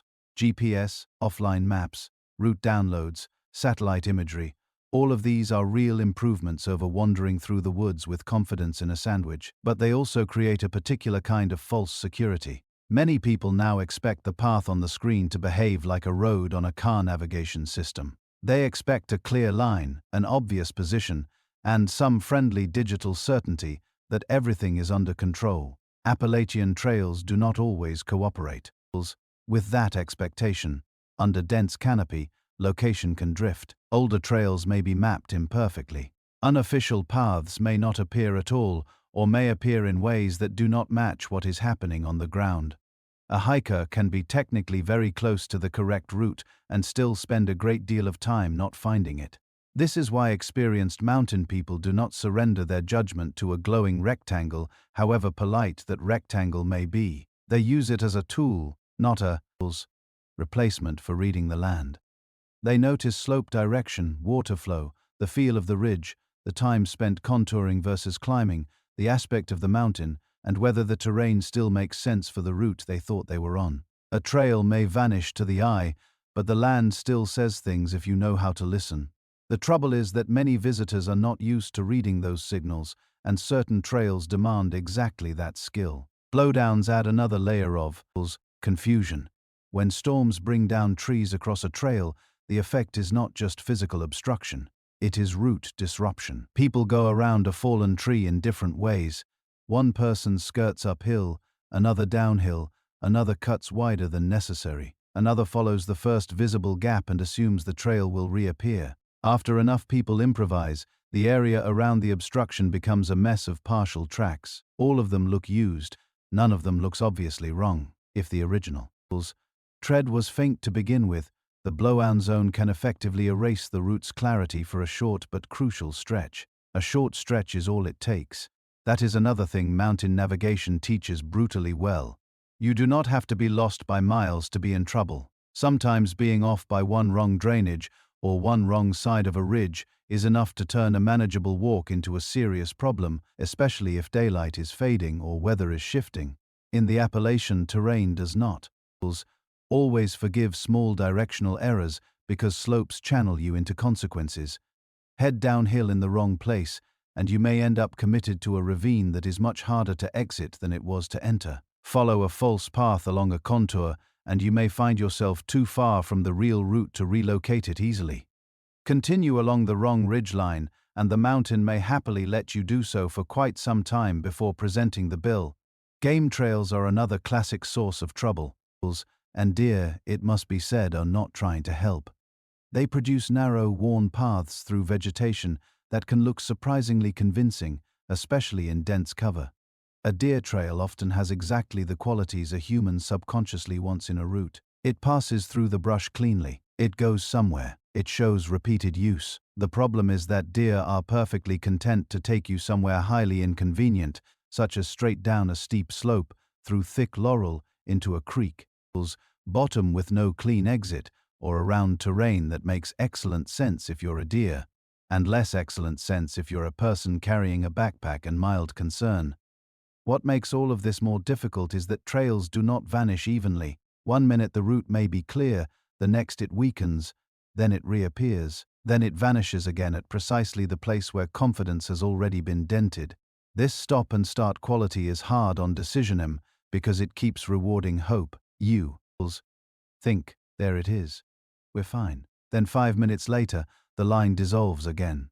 And now the whole situation feels more personal. A route that stays consistently difficult can at least be respected. A route that alternates between clear and vague tends to lure people farther than they should go before turning back. Turning back, by the way, is often the smartest move and one of the hardest to make. People dislike surrendering progress. They dislike admitting that conditions, poor marking, or a fading trail have changed the bargain. They especially dislike doing so when they have come for a specific waterfall, overlook rock formation, or local hidden spot recommended by someone who neglected to include several important details. Pride, schedule pressure, sunk effort, and the very human hope that the trail will surely become obvious just beyond the next bend, all combine to keep people moving when moving is no longer the best idea. Locals are often better at resisting that trap because they know there is nothing noble about making a simple navigation problem into a rescue. They also know which trails are notorious for this exact behavior. Not always famous trails either. Sometimes the troublesome route is just some old local path that has never fully transitioned into a well-maintained recreational trail, yet continues to attract enough curious walkers to stay half alive. Those are often the worst kind. Too visible to disappear entirely, too neglected to be trustworthy. Just enough stories attached to them that newcomers think they are discovering something special when in fact they are discovering why everyone else now chooses a different route. Season changes make this even more complicated.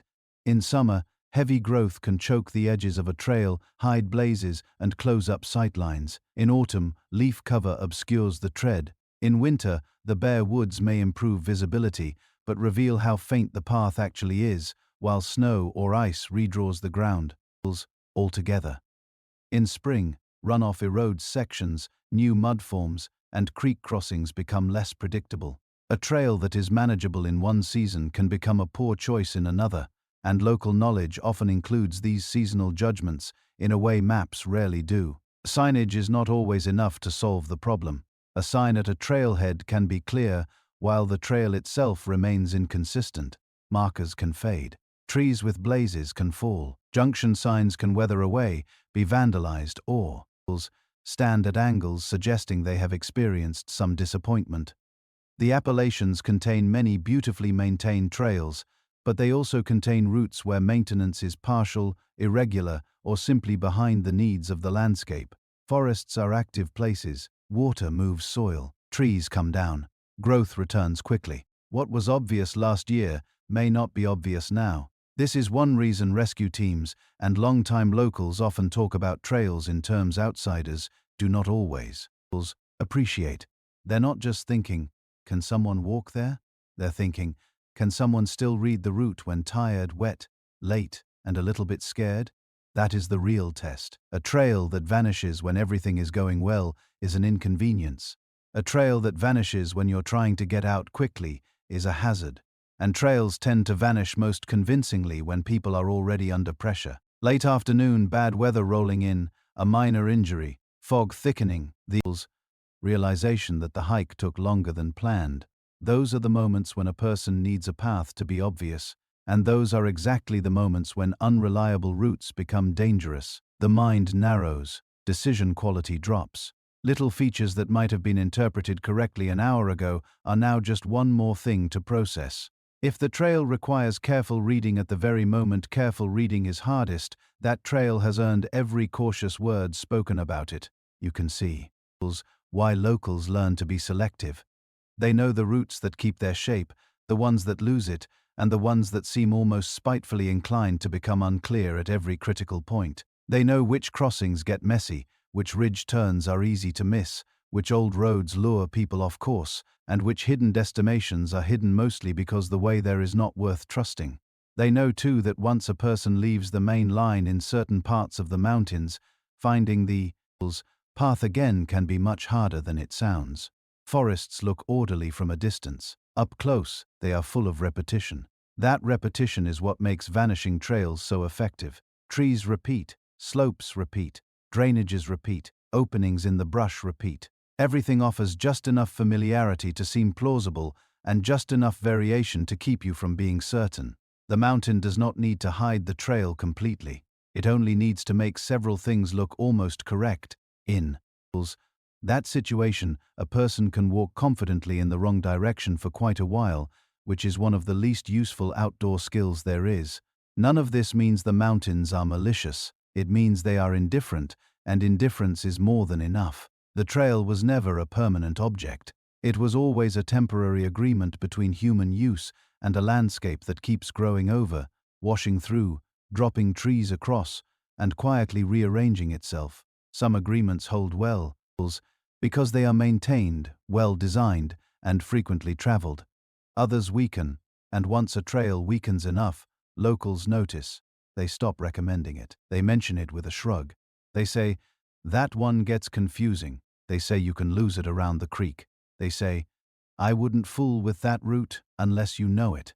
That last phrase carries a lot because knowing a trail in the Appalachian does not just mean having walked it once. It means understanding where it fails, where it fades, where it lies to the eye, and where the shape of the land tells you what the route ought to be doing, even when the tread itself has become coy.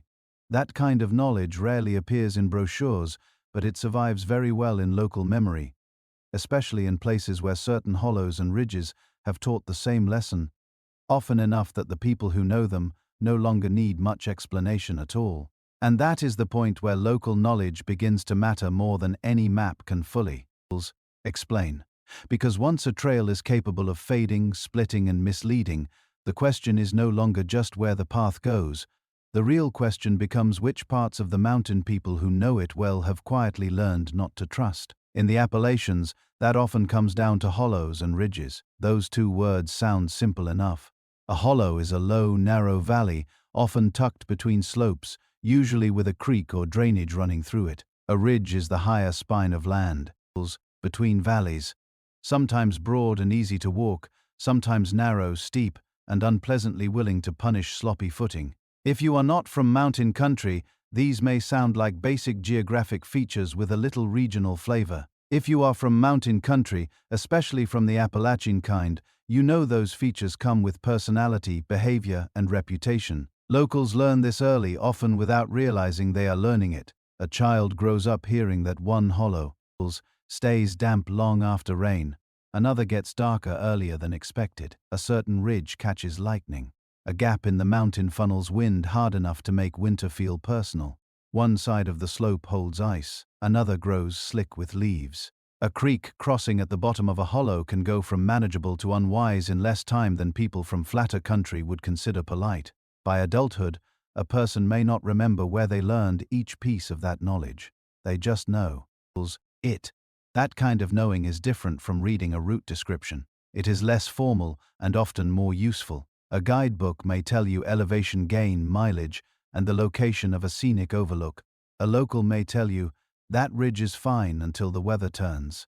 Or, don't go down into that hollow after heavy rain. Or, that trail looks easy on paper, but that last stretch fools people. Those remarks can sound vague if you're not used to hearing them. In practice, they are often the most important information you will get.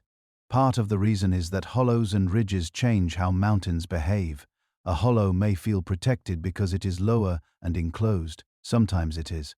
Other times it is the exact place where damp air settles, fog lingers, streams rise fast, and daylight gets reduced to a flat grey long before sunset. In a narrow hollow, steep slopes can limit your view so much that you lose any larger sense of the land. You stop being in a mountain range and start being inside one small channel of it. Sound changes, air changes, light changes, distances become harder to judge.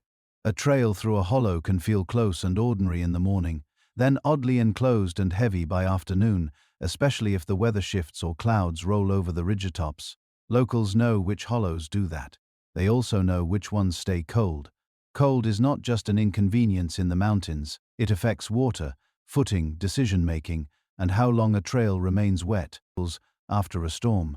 A hollow that holds cold air can keep ice longer into the morning. Mud lingers, rocks stay slick.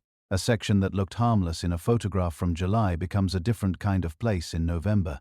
The same goes for shade. Some hollows receive so little direct light, depending on slope orientation and tree cover, that they develop a permanent dampness. Not literally permanent, but close enough for practical purposes. Moss thrives. Wood decays. Root system stays slick.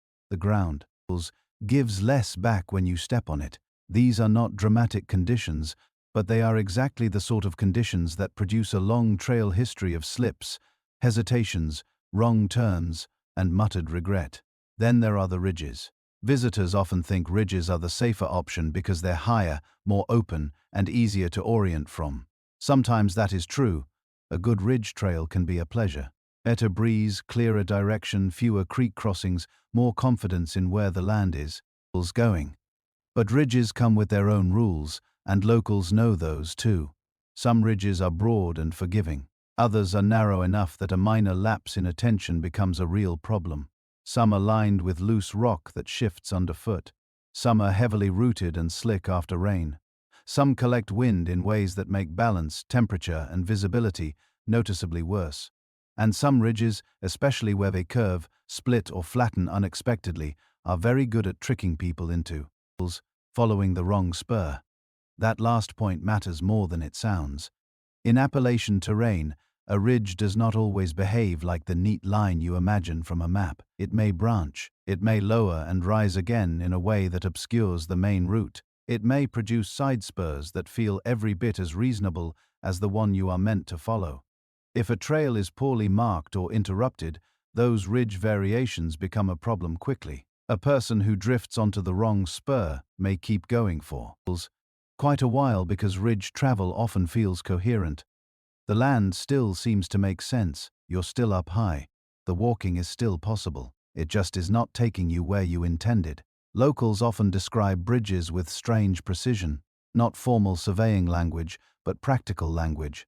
They know which ridge is the one that fools people, which one gets ugly in wind, which one looks easy from below, which one drops off sharper on the east side, which one isn't bad until the last stretch, and which one I'd leave alone if there's any weather coming. Again, these are not dramatic declarations. They are the small spoken version of long experience. There is another layer here, and it has to do with how communities attach stories to terrain. A certain hollow may be known as trouble, not because one terrible event happened there, but because many smaller bad outcomes have accumulated over time. Someone got turned around, someone got hurt crossing the creek, someone underestimated how dark it gets down there, a hunting party had a bad time in fog, a hiker followed the drainage and ended up farther off route than expected. A rescue took longer than it should have because access was poor. No single event becomes famous. Together they create caution. The same happens on ridges. A place may build a reputation because weather catches people there. Another because there is one exposed section with a full risk that visitors keep underestimating. Another because wind and mist make footing worse than the photographs suggest. Another because a ridge trail invites speed and confidence right up until the moment it demands care. Once a place gathers enough of these incidents, locals stop needing to justify their opinion every time. They simply know it is a route with a pattern. And patterns are what mountain communities trust. That trust in pattern is one reason outsiders sometimes misread local warnings as superstition. They hear people don't like that hollow and assume the explanation is folklore alone. But often what sounds like superstition is compressed memory. A person may mention a strange feeling. Yes. They may mention old stories. Yes. They may also be expressing in very compact form that the place has a long track record of producing trouble in ways that repeat. The trouble may be environmental, historical, social, or some mixture of all three. From the outside, the warning sounds soft. Underneath it is usually quite hard. There are also practical reasons certain hollows and ridges stay avoided even when they are technically accessible. Some pass through awkward boundaries between public and private land. In parts of Appalachia, land ownership can be complicated, and old routes may cross places that were once informally used and are now less welcome. A local may know exactly which ridge you should not wander over because the descent on the far side puts you in a spot where you really should not be. They may know which hollow has old structures, hunting use, or signs of activity better left undisturbed. They may not explain all of this to a stranger in detail. They may simply recommend a different trail. That recommendation may save you a good deal of trouble. Another thing locals know is how easy it is for a hollow or ridge to change character with the season. A ridge that is pleasant in early autumn may be risky in winter once wind and ice arrive. A hollow that is manageable during a dry week may become miserable after prolonged rain. Spring can turn lower roots into wet, churning inconveniences. Summer growth can close up sightlines and make a narrow hollow feel much more enclosed than it did when the leaves were down. These changes are not dramatic surprises to people who have watched them year after year. They're simply part of how the mountain works. For a visitor, though, the route may seem inconsistent in an almost personal way. Last month, it looked harmless. Today, it feels like a trap with ferns. The direction of slope faces matters too, and locals almost always know this better than newcomers. North-facing hollows and ridges can hold moisture and cold longer. South-facing slopes may dry faster, but they can also feel hotter, more exposed, and more tiring than expected. East-facing routes catch morning light differently from west-facing ones, which matters more than it sounds when trying to judge timing and visibility. A local may avoid one side of a mountain under certain conditions, not because they are overly cautious, but because they know exactly how that side handles weather, light, and footing. They have watched it too often to be impressed by optimism. There is a particular kind of local phrase that appears around this point in mountain conversation, and it is worth paying attention to. Someone will say, "A place is bad ground," not evil ground, not cursed, just bad ground. That phrase can cover many things: loose footing, unstable slope, poor drainage, confusing route, rough access, nasty brush, frequent washouts, hidden hazards, ugly weather exposure, or simply a section that becomes more difficult than it is worth. Bad ground is one of those quietly efficient expressions that contain years of observation without pretending to be more precise than needed. Hollows are often where that phrase gets used with the most conviction. They collect problems. Water goes there. Fallen trees go there. Cold air goes there. Fog settles there. Trails can become channels of runoff. Stream crossings multiply. Laurel thickens. Rescue access worsens. If a person gets injured in a narrow hollow, extracting them is rarely simple. Even without an injury, a hollow can become a place where the trail feels slower, wetter, and more enclosed than expected. After enough people have had enough trouble in one of those settings, it stops being a trail locals feel any need to recommend. Ridges, meanwhile, collect different kinds of bad ground. Exposure, wind, loose stone, false confidence, long stretches without water, misleading side routes, difficult descents. A person can spend a pleasant hour on a ridge and then discover that coming off it safely is where the real work begins. Some ridges in the Appalachian look broad from below but narrow unexpectedly near outcrops or cliffs. Others hide steep drop-offs behind brush. Others lull people into quick movement because the walking seems easy only to demand careful footing where fatigue has already started to build.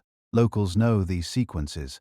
They know where the ridge stops being charming. Another thing they know, and this is one outsiders often underestimate, is that certain hollows and ridges have social reputations as much as natural ones. One hollow may have long been associated with illegal dumping, rough access roads, hidden camps, or activity no one feels like stumbling into.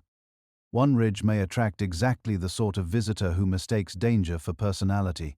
Another area may be known for rescues, missing turns, careless social media hidden gem recommendations, or a history of people getting in over their heads because someone online described the trail as easy if you're in decent shape, which is one of those phrases that has caused trouble in more places than it has ever helped. Locals hear those descriptions and often respond the way experienced people always do, which is with deep skepticism. They know that mileage is not the whole story. Elevation is not the whole story. Official trail status is not the whole story. A hollow with poor footing, several crossings, and no clean way out can be worse than a longer route with better design. A ridge with one bad exposed section can turn a moderate hike into a serious problem for the wrong person on the wrong day.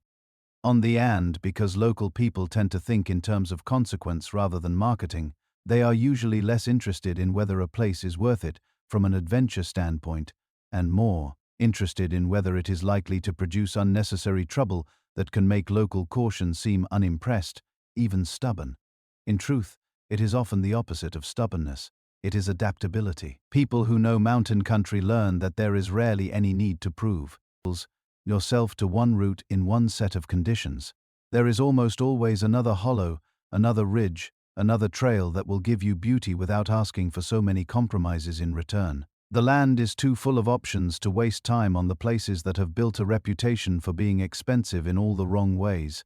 Still, some places keep their hold on community memory more strongly than others. A hollow where an old settlement once stood, a ridge where weather has surprised too many people, a gap where the wind turns mean, a cove where sound carries oddly and fog settles hard, a trail line that was once useful when local use was different, but now remains mostly as a way for the mountain to test strangers.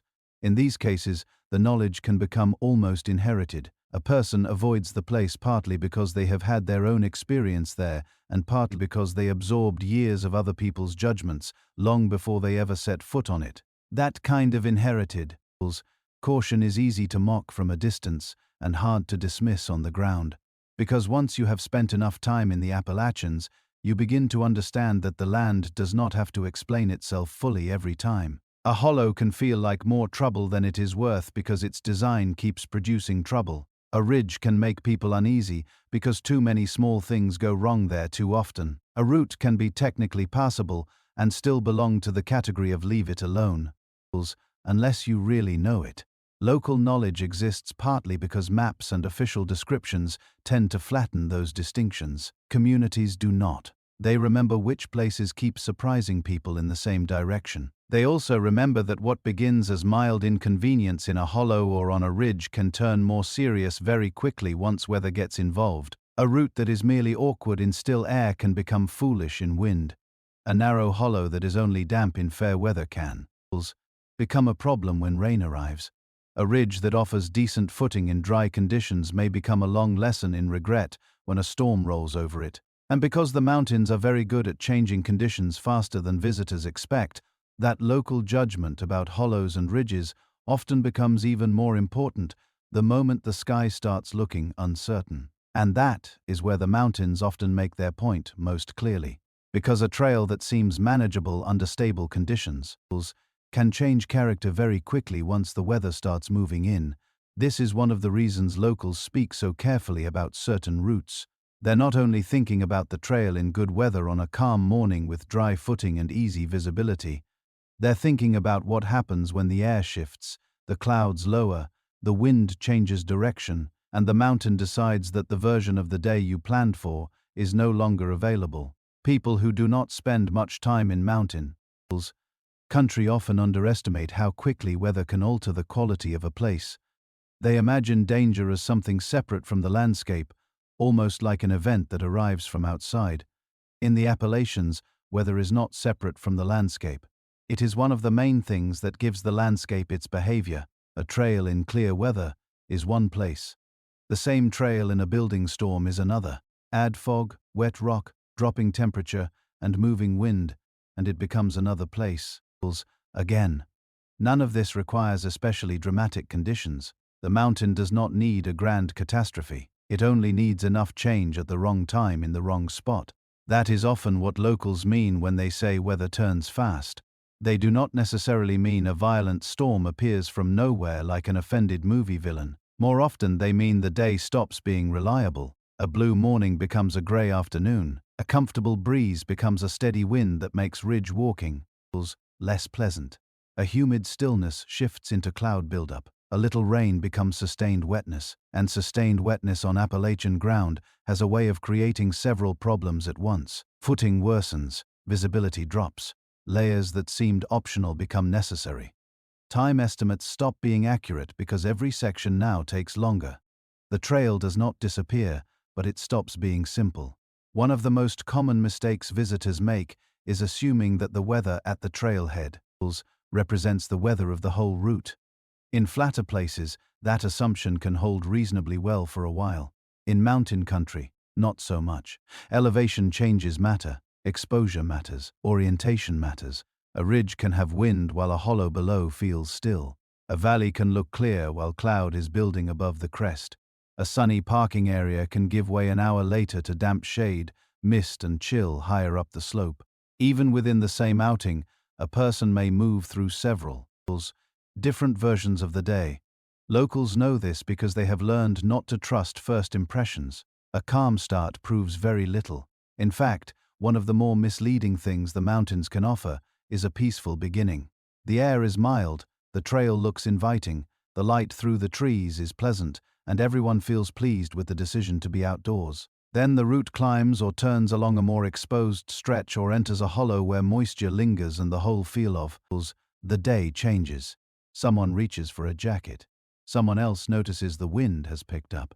The light goes flatter. The ridge ahead starts gathering cloud. Nothing has happened in a dramatic sense, but the mountain has started revising the terms. That revision is especially important in the Appalachian because these mountains often hide weather until you are already committed. Tree cover limits the long view. Ridges block sight lines. Cloud can gather beyond the next rise while everything around you still look manageable. By the time the signs become obvious, you may be far enough along a route that turning back is no longer emotionally easy, even if it is clearly the smarter option. This is how ordinary people drift into trouble. Not through recklessness alone, but through one reasonable choice followed by another, each made a little later than ideal. Rain is perhaps the most underestimated part of this. Many hikers think of rain as inconvenience first and hazard second. They picture getting damp, maybe muddy, perhaps annoyed in a respectable outdoorsy way. In the Appalachians, rain often deserves more respect than that.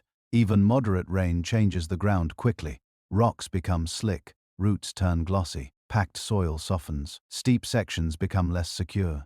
Leaf cover which was already hiding the trail in places now sticks to everything or slides underfoot. A descent that would have been merely tiring becomes technical enough to demand full attention. Progress slows.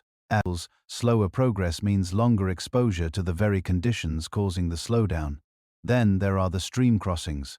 A creek that looked innocent on the way in can become much less agreeable after rain, even when the rainfall has not seemed impressive from where you're standing. Water collects from slopes, hollows, side drainages, and narrow channels. Small creeks rise faster than people expect, especially in terrain built to move water downhill efficiently. A crossing that was simple, matter of stepping stone to stone, can turn murky, faster, and harder to read. The rocks disappear. The current presses harder. The far bank looks muddier and less certain. Suddenly, the trail's return route is no longer just a retracing of the outward walk. It is a new problem waiting in a familiar place. Locals think about this before it happens. That is part of what makes their caution sound almost casual. They're not only reacting to visible storm clouds, they're already imagining what the trail will be like if the creek comes up, if the rocks get slick, if the hollow holds fog, if the ridge starts pulling wind, if the descent takes twice as long in wet conditions. A visitor may think it is only drizzling. A local may think this trail is now a worse bargain than it was an hour ago. Those are very different ways of understanding the same weather. Thunderstorms deserve their own share of respect, not only because of rain, but because of exposure and timing. In the Appalachian trail can move a person through multiple risk zones in one outing. Dense woods may feel sheltered. An open, bald, rocky overlook, ridge spine, or exposed summit section can suddenly feel much less charming once thunder is within range. Lightning risk is one of the clearest reasons locals avoid certain routes under uncertain weather. A ridge that is pleasant in calm conditions becomes a very poor place to be when storms are building. Open ground, isolated trees, metal equipment, and the simple fact of being one of the taller things in a bad location all make that problem less theoretical than some people prefer. And mountains have a way of complicating storm timing. Sound can be deceptive. Thunder may seem farther than it is or closer depending on terrain and cloud cover. A storm system can be masked by ridges until it begins spilling over them. Wind can arrive before rain. Temperature can drop fast enough to signal trouble without explaining how fast it is moving. Experienced people notice these shifts. They know that once the weather begins presenting those signs, the margin for leisurely decision is narrowing. This is where the phrase "without warning" deserves a little care. The mountain weather rarely turns without any warning at all. More often it turns without the kind of warning an inexperienced person recognizes early enough. There were clues. The clouds built in a certain shape. The wind shifted. The air became heavier or cooler. The haze moved along the ridge. The light changed. Birds quieted. Distant sound behaved differently. But if you do not know to read those signs, the change feels sudden. To a local, it may still be unwelcome, but it is less surprising. That ability to read weather is one of the quietest and most valuable parts of mountain knowledge. It is rarely dramatic. No one is standing on a rock with a serious expression announcing the atmospheric pressure to the group. More often, someone just pauses, looks at the sky through the trees, feels the wind and says, "We should head down." The wisdom is not in the wording. It is in the timing. Leave too early, and you lose an hour. Leave too late, and you may spend that hour on wet stone in low visibility with a route that has suddenly become much less forgiving. Wind on its own can change a trail more than people expect. In sheltered woods, a breeze can feel welcome. On exposed ridges and higher routes, stronger wind makes footing less certain, raises fatigue, and changes how cold the day feels. It also affects sound. Voices carry oddly. The woods no longer seem still. Branches move in ways that make every side glance less useful. If the trail runs near drop-offs, loose stone, or narrow tread, wind turns simple, walking into a more deliberate task. A person who is already tired now has to fight for balance and warmth as well. Again, no drama required. The trail has just become more expensive. Cold is often underestimated for similar reasons. Many people imagine cold weather risk in terms of winter only, but mountains create pockets of chill under many conditions. Rain plus wind plus elevation plus slowed movement is often enough to make a person far colder than planned. A damp layer under trees in summer is uncomfortable. The same situation in shoulder seasons or at higher elevations can become serious quickly if someone is underdressed or has to stop moving for any reason. Hands stiffen, judgment dulls. People become less willing to admit they are not doing well, because they do not want to sound dramatic. Unfortunately, weather has never shown much gratitude for understatement. Locals know which trails magnify this. They know the ridge that catches wind hard, the hollow that stays cold, the route is nowhere good to stop, the long exposed section where a drizzle becomes a soaking, and the steep descent where cold, wet feet turn a simple hike into a careful retreat. They also know that mountain weather is not merely a backdrop, it reshapes the whole trail. A route that is enjoyable when dry may become something they would not bother with in bad weather, not because they are timid, but because they understand consequence better than romance. Fog often arrives as part of this weather turn, and once it does, all the earlier problems multiply. The trail is wetter, the air is cooler, sound is less reliable, visibility shortens, markers become easier to miss, distances feel less accurate. A group that had been moving cheerfully now grows quieter and feels more compact. One wrong turn becomes more likely. But perhaps more importantly, one right turn becomes harder to trust. A person no longer feels sure they are moving through a landscape. They feel they are moving through a condition. That feeling can make ordinary choices harder. Continue or turn back. Remove a layer or add one. Cross now or wait. Push onto the viewpoint or accept that the viewpoint has become a grey wall of cloud. And your reward today is humility. People often joke about mountain weather humbling hikers, and fair enough it does. But the practical point is that humility is useful. The sooner someone accepts that the day has changed, the better their decisions usually become. There is also the issue of false improvement. Weather in the Appalachian can tease. Rain eases for 10 minutes and people convince themselves the front has passed. Fog lifts a little and everyone becomes hopeful. A patch of blue appears through the canopy and suddenly the group wants to continue. Then the next wave comes in, or the wind shifts, or the storm that sounded distant is suddenly much less distant. This stop-and-start behavior is one reason locals are skeptical once conditions begin to turn. They know better than to treat a brief improvement as a guaranteed trend. The mountains are full of temporary optimism. Temporary optimism has led many people to spend longer on bad trails than they should. This is especially true on routes with poor escape options. Not every trail offers an easy bailout. Some continue along ridges with few sensible descent points. Some enter narrow hollows where the terrain channels movement, whether you like it or not. Some require recrossing streams or committing to sections that become worse when wet. A local often knows this before setting out.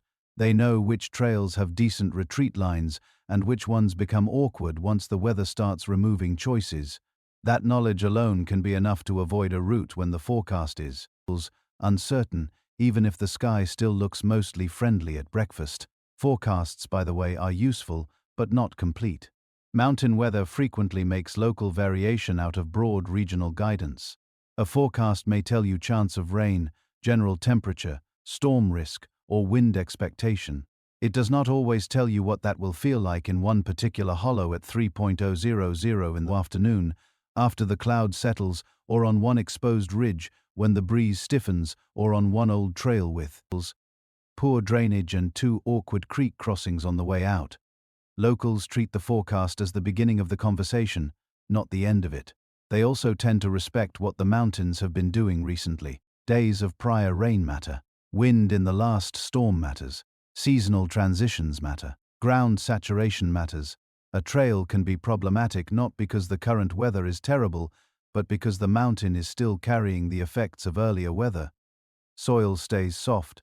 Trees come down, small slides loosen footing, creeks remain high, mud remains deep. In other words, the day's conditions are only part of the truth. The land remembers the weak. That memory can catch out people who assume fair weather erases yesterday's problems. A sunny day after heavy rain may look like a reward. On some trails it is. On others, it simply means you get to enjoy all the mud and instability and better light. The same goes for wind damage. A route may be technically open after a storm, but if blowdowns now interrupt it, the trail's difficulty changes. You're climbing over, under, and around obstacles. The line becomes harder to follow. Pace slows. Energy drains. Bad weather does not have to be happening at that moment to continue causing trouble.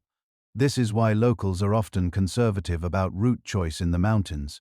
They're not only evaluating the sky, they're evaluating the whole recent relationship between weather and terrain.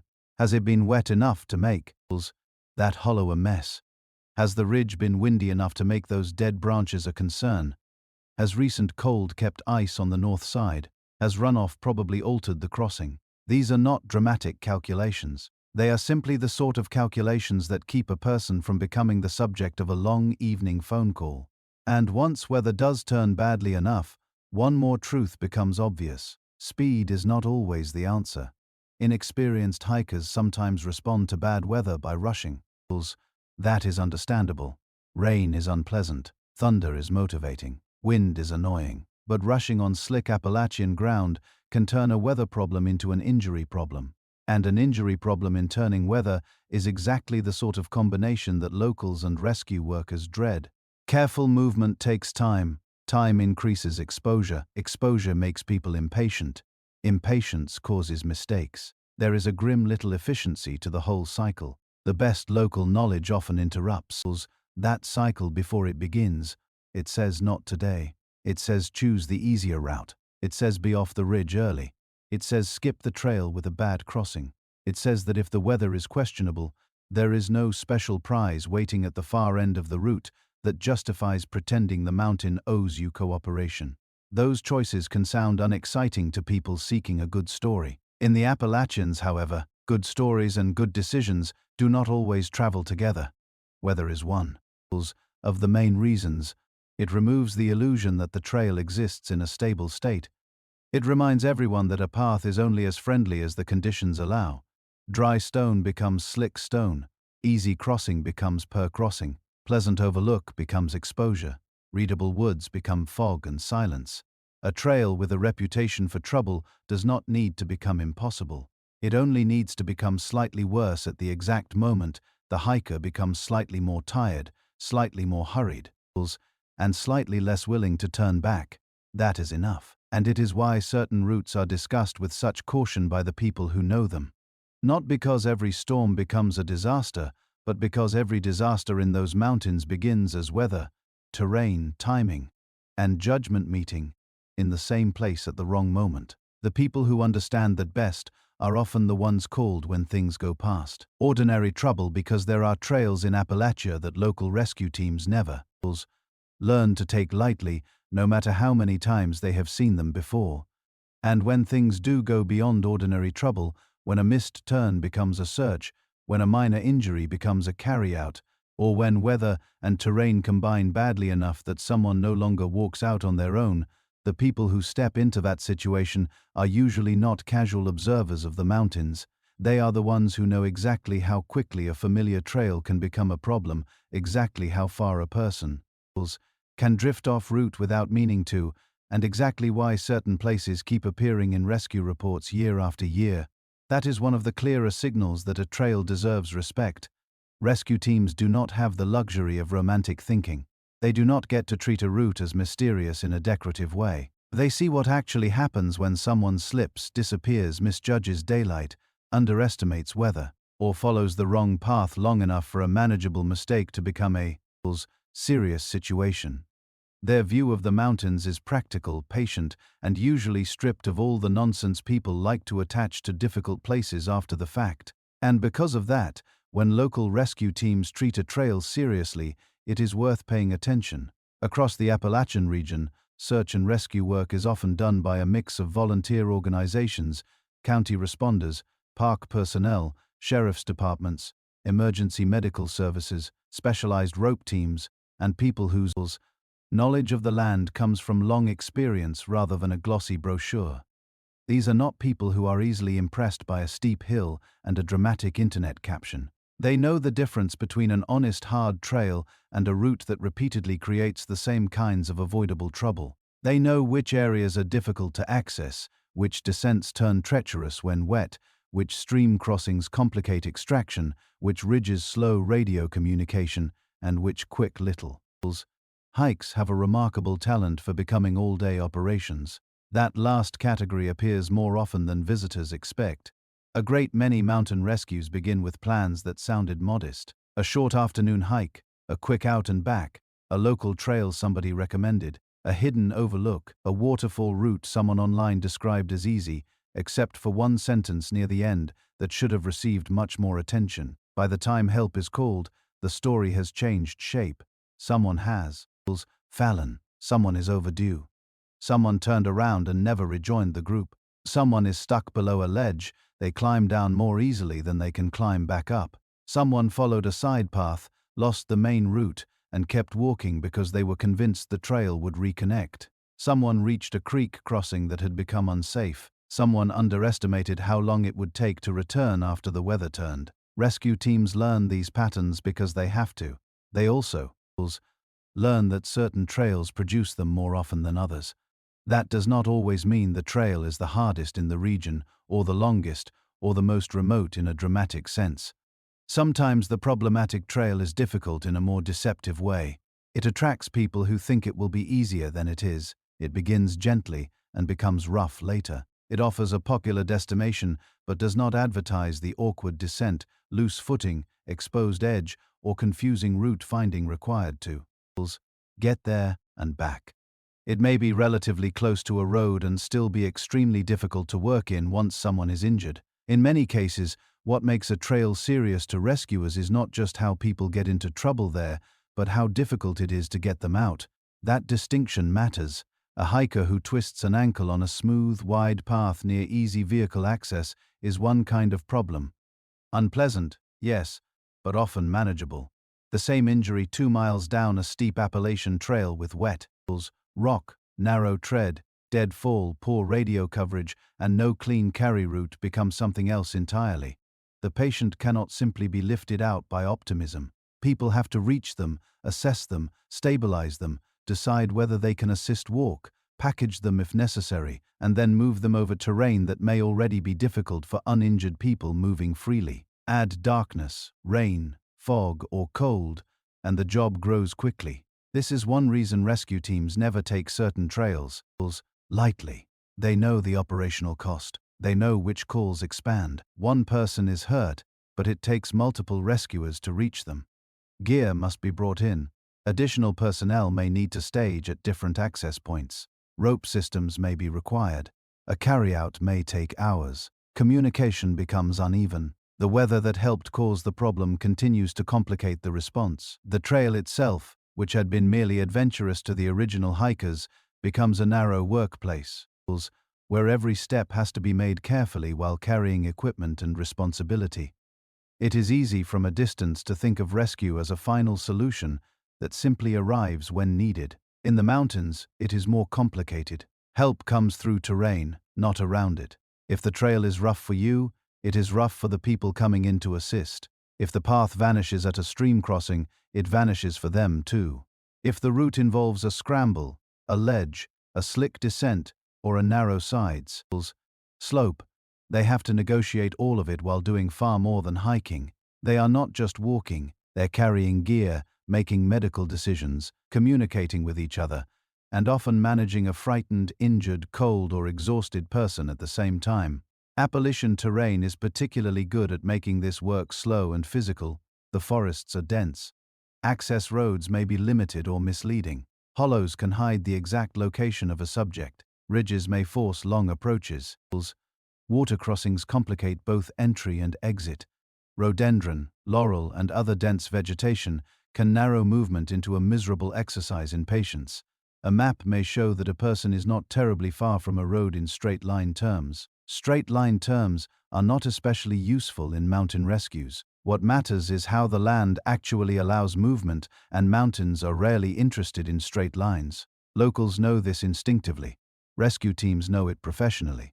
They also know how often trouble begins with familiar human habits. People leave too late. People assume the trail is well marked because it is popular online. People trust daylight to last longer than it does in deep hollows.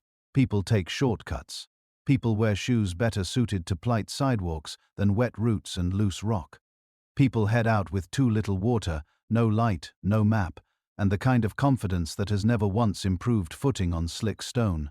None of these choices guarantees disaster. They do, however, make certain trails much less forgiving, and rescue teams see the results often enough to develop very clear opinions.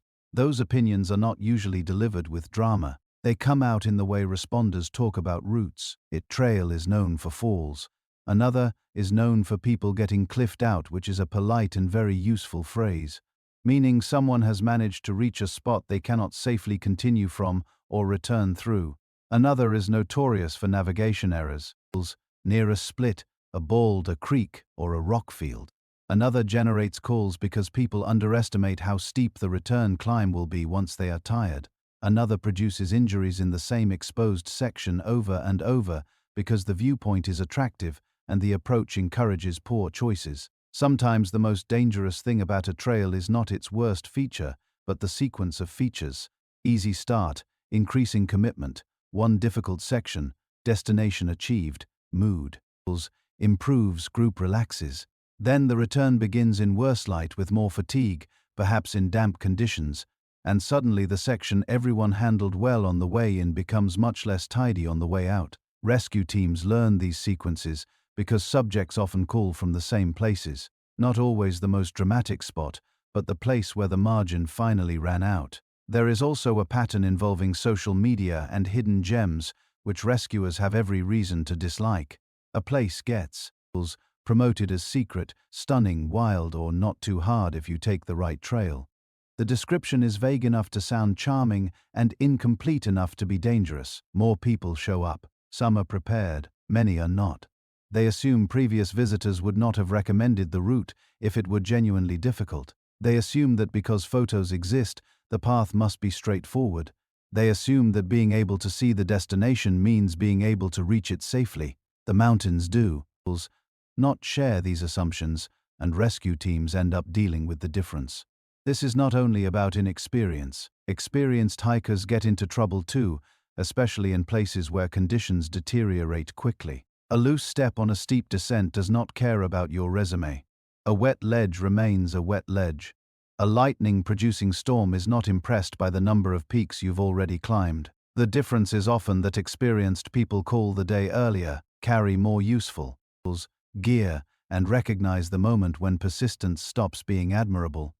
But even then, there are trails so awkward, exposed, or changeable that rescuers approach every incident there with extra care. Certain Appalachian trails build this reputation regionally. Volunteer teams and local responders may know them before the phone even finishes ringing. A call comes in from a specific waterfall approach, a cliff-lined route, a poorly marked backcountry junction, a ridge scramble, or a gorge descent, and everyone already has a sense of what the operation is likely to involve.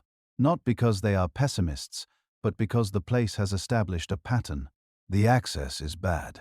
The footing is worse in rain. The route narrows. Carryouts are slow. Darkness becomes a factor. Helicopter use, if even possible, is limited by canopy, weather, terrain, and safety. Every trail has its personality. Some have operational personalities that rescue teams never forget.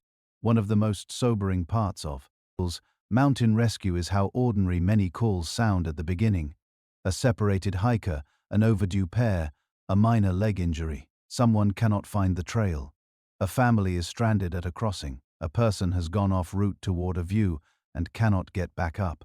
In ordinary daily life, those problems might sound manageable. In a difficult hollow or on a bad ridge, they can become multi-hour, multi-agency efforts. Night falls, temperatures drop, batteries die. The caller's location is vague. The person is scared, which makes instructions harder to follow. The terrain turns every 100 yards into work, and night changes everything. Rescue teams in the Appalachian are very aware of how quickly a navigation issue grows once daylight goes. A trail that is only confusing in the late afternoon can become nearly unreadable in darkness, particularly under tree cover. Headlamps help, but they also narrow vision to a tunnel and flatten depth in unpleasant ways. Reflective markers, if present, may be missed. Side paths look more plausible. Sound becomes harder to place. The injured person, if there is one, gets colder and more fatigued. Responders themselves must move more deliberately because rushing at night on rough mountain terrain is a good way to create additional patience, which no one needs. This is why local warnings about "don't be out there after dark" are not old-fashioned fussiness. They're often distilled rescue knowledge. Certain trails are manageable in decent light and very poor choices without it. A route with several creek crossings, a steep descent, or faint junctions does not become 10% harder at night. It can become a different problem entirely. Rescue teams know which trails have this effect. The public often learns only after the fact, usually in wet clothes. Weather, of course, compounds all of this. A rescue on a dry summer evening is one thing. The same rescue with rain, wind, or fog is another. Wet ground slows movement. Stream crossings become more dangerous. Patients chill faster. Rope work becomes more complex. Visibility worsens. Communication can degrade. Trails that teams know well in fair weather become more laborious under storm conditions, and because weather often contributes to the original incident, the responders do not get to work in neutral circumstances. They enter the same turning environment that caused the problem in the first place. If this sounds exhausting, it is because it is. Mountain rescue is often brutally physical, and the terrain does not become kinder simply because good people are trying to help. That fact alone tends to remove any lingering romance from badly reputed trails. A scenic overlook is still scenic, but if it sits at the end of a route that repeatedly injures people, strands them after dark, or traps them below technical sections they should not have attempted, rescue teams see the whole picture differently. The view is no longer the main fact. The access is, the consequence is, pattern is. There is another thing rescuers understand well, and that is the distance between panic and practicality. People in trouble often describe their situation emotionally, which is natural. They are cold, hurt, embarrassed, frightened, lost, or all of the above. Rescue teams must translate that into terrain-based reality. Where are they really? Are they moving or staying put? Are they above or below the trail, near water, or away from it? On the ridge, in the hollow, at the crossing, beyond the overlook near a known landmark, or somewhere that only seems obvious to the caller because fear has simplified the world down to one rock and a tree they are now very invested in. On trails with a long history of incidents, teams develop a feel for these descriptions. They know the usual confusion points. They know the landmarks people misidentify. They know the false assumptions callers tend to make. That knowledge is invaluable, and it often comes at the price of repetition. The same trail, the same slippery section, the same hidden turn, the same route where people leave the main path chasing a better view and then discover that gravity is much more persuasive on the way back up. The same long return after a waterfall. The same place where one member of a group realizes they cannot continue. But everyone is already too deep in to solve the problem quickly. Over time, these repeated incidents harden into caution among both rescuers and locals. A trail may remain open. It may remain beautiful. It may even remain popular, but the people who deal with its consequences do not take it lightly. Volunteer rescuers in mountain communities often carry another kind of knowledge too, one that blends official response with local culture. They may have grown up hearing which routes were trouble. They may have hunted nearby, worked nearby, or walked those woods for years before ever wearing rescue gear. That gives them a perspective outsiders do not always appreciate. They are not only reading maps and coordinates, they are reading reputation. They know which hollow gets fogged in, which ridge turns slick, which old path draws curious people for reasons the terrain does not really support, and which stretch always seems to collect trouble after a spell of rain. In mountain country, that combination of formal response skill and inherited local knowledge is one of the most useful things you can have. It is also why local advice is so often more conservative than visitors expect from the outside. A warning can sound vague. I wouldn't mess with that trail. That one gets people. Not after rain, not late, not if you haven't done it before. Those sentences may sound almost casual, but they often stand behind years of practical evidence. Rescue teams have walked in where others could not walk out. They have carried people over the same slick routes and steep side slopes that everyone else treated as part of the adventure. They have seen the cheerful, trailhead mood transformed into cold fatigue and bad decisions before dark even fully settles. Their caution is earned. None of this means the mountain should be feared in a theatrical way. It means they should be taken seriously in the way people who know them already do. The problem with certain trails is not that they are evil. It is that they are expensive. They charge in footing, time, attention, weather exposure, navigation demand, and consequence when things go wrong. Rescue teams understand that very well. They know which routes collect avoidable mistakes, which ones punish small errors, and which ones ask too much of people who arrive expecting a manageable outing and a nice photograph. And once a trail acquires that sort of reputation, the stories begin to gather around it more tightly. Not all of those stories are precise. Not all of them stay entirely practical. Over time, communities add older warnings, family tales, odd details, remembered incidents, and the sort of local superstition that often grows around places where enough bad outcomes have repeated for long enough that plain caution starts borrowing the language of folklore. And this is where the practical side of the mountains begins to blend with the spoken side. Because once a trail has produced enough trouble, people do not preserve that knowledge only through maps, rescue reports, and stern reminders about proper footwear. They preserve it by talking quietly, often indirectly, sometimes with humor, sometimes with a straight face, and sometimes in a tone that makes it very clear that the details are less important than the conclusion. Do not go up there. Do not go there late. Do not go there alone. Leave that route alone when the weather is turning. Take the ridge if you must, not the hollow. Stay on the marked path. If you hear something odd, keep walking. If it gets dark, you turn around. This is how stories begin to work on a place. In the Appalachian, stories and warnings have always moved well through families and communities because they fit the landscape. The region is large, heavily wooded, and full of places where direct experience matters.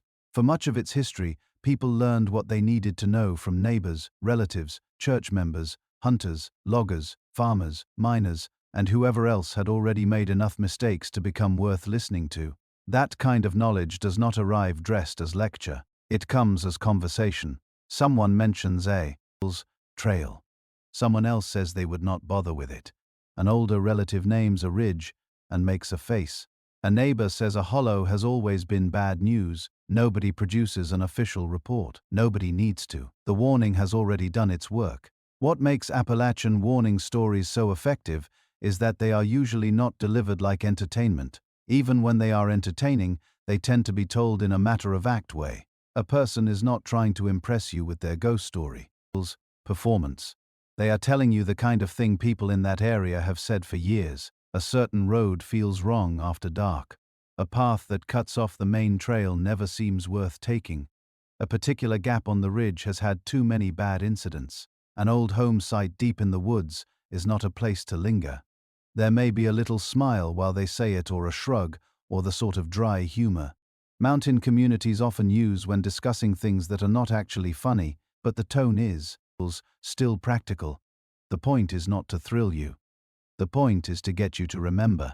That is important because memorable warnings travel further than detailed explanations. Don't go there. People disappear is not statistically precise, but it stays in the mind. Don't take that path after rain because it crosses slick stone, loses its tread near a drainage, and becomes difficult to follow in low light. Is a better technical summary, but it does not grip the imagination in the same way. Communities have always known this, even if they would not phrase it like that. A warning with a story attached survives. A warning without one often fades. So over time, practical caution and local superstition begin sharing the same coat. That does not mean people are foolish. It means people are efficient. If a hollow produces fear, confusion, bad weather, accidents, and a long trail of odd local anecdotes, no one feels especially obliged to separate those elements with scientific neatness. Before telling the next person to stay out of it, the whole bundle travels together. A child hears that you do not go into a certain section of woods after dusk. Maybe the original reason involved rough terrain and poor visibility. Maybe it involved moonshiners generations ago. Maybe it involved a bad fall, a feud, an old death, an abandoned structure, or one of the many small incidents that get rounded into bad things happen up there. By the time the warning reaches the next generation, all of those layers may still be present, even if they are no longer sorted cleanly. This is one reason outsiders often misunderstand Appalachian superstition. They hear a strange local warning and assume it is pure folklore, detached from real life. In truth, folklore in mountain regions is often one of the ways real life gets stored. A person may not believe every tale in a literal sense, yet still take the lesson seriously because the place in question has long been associated with risk, discomfort, or trouble.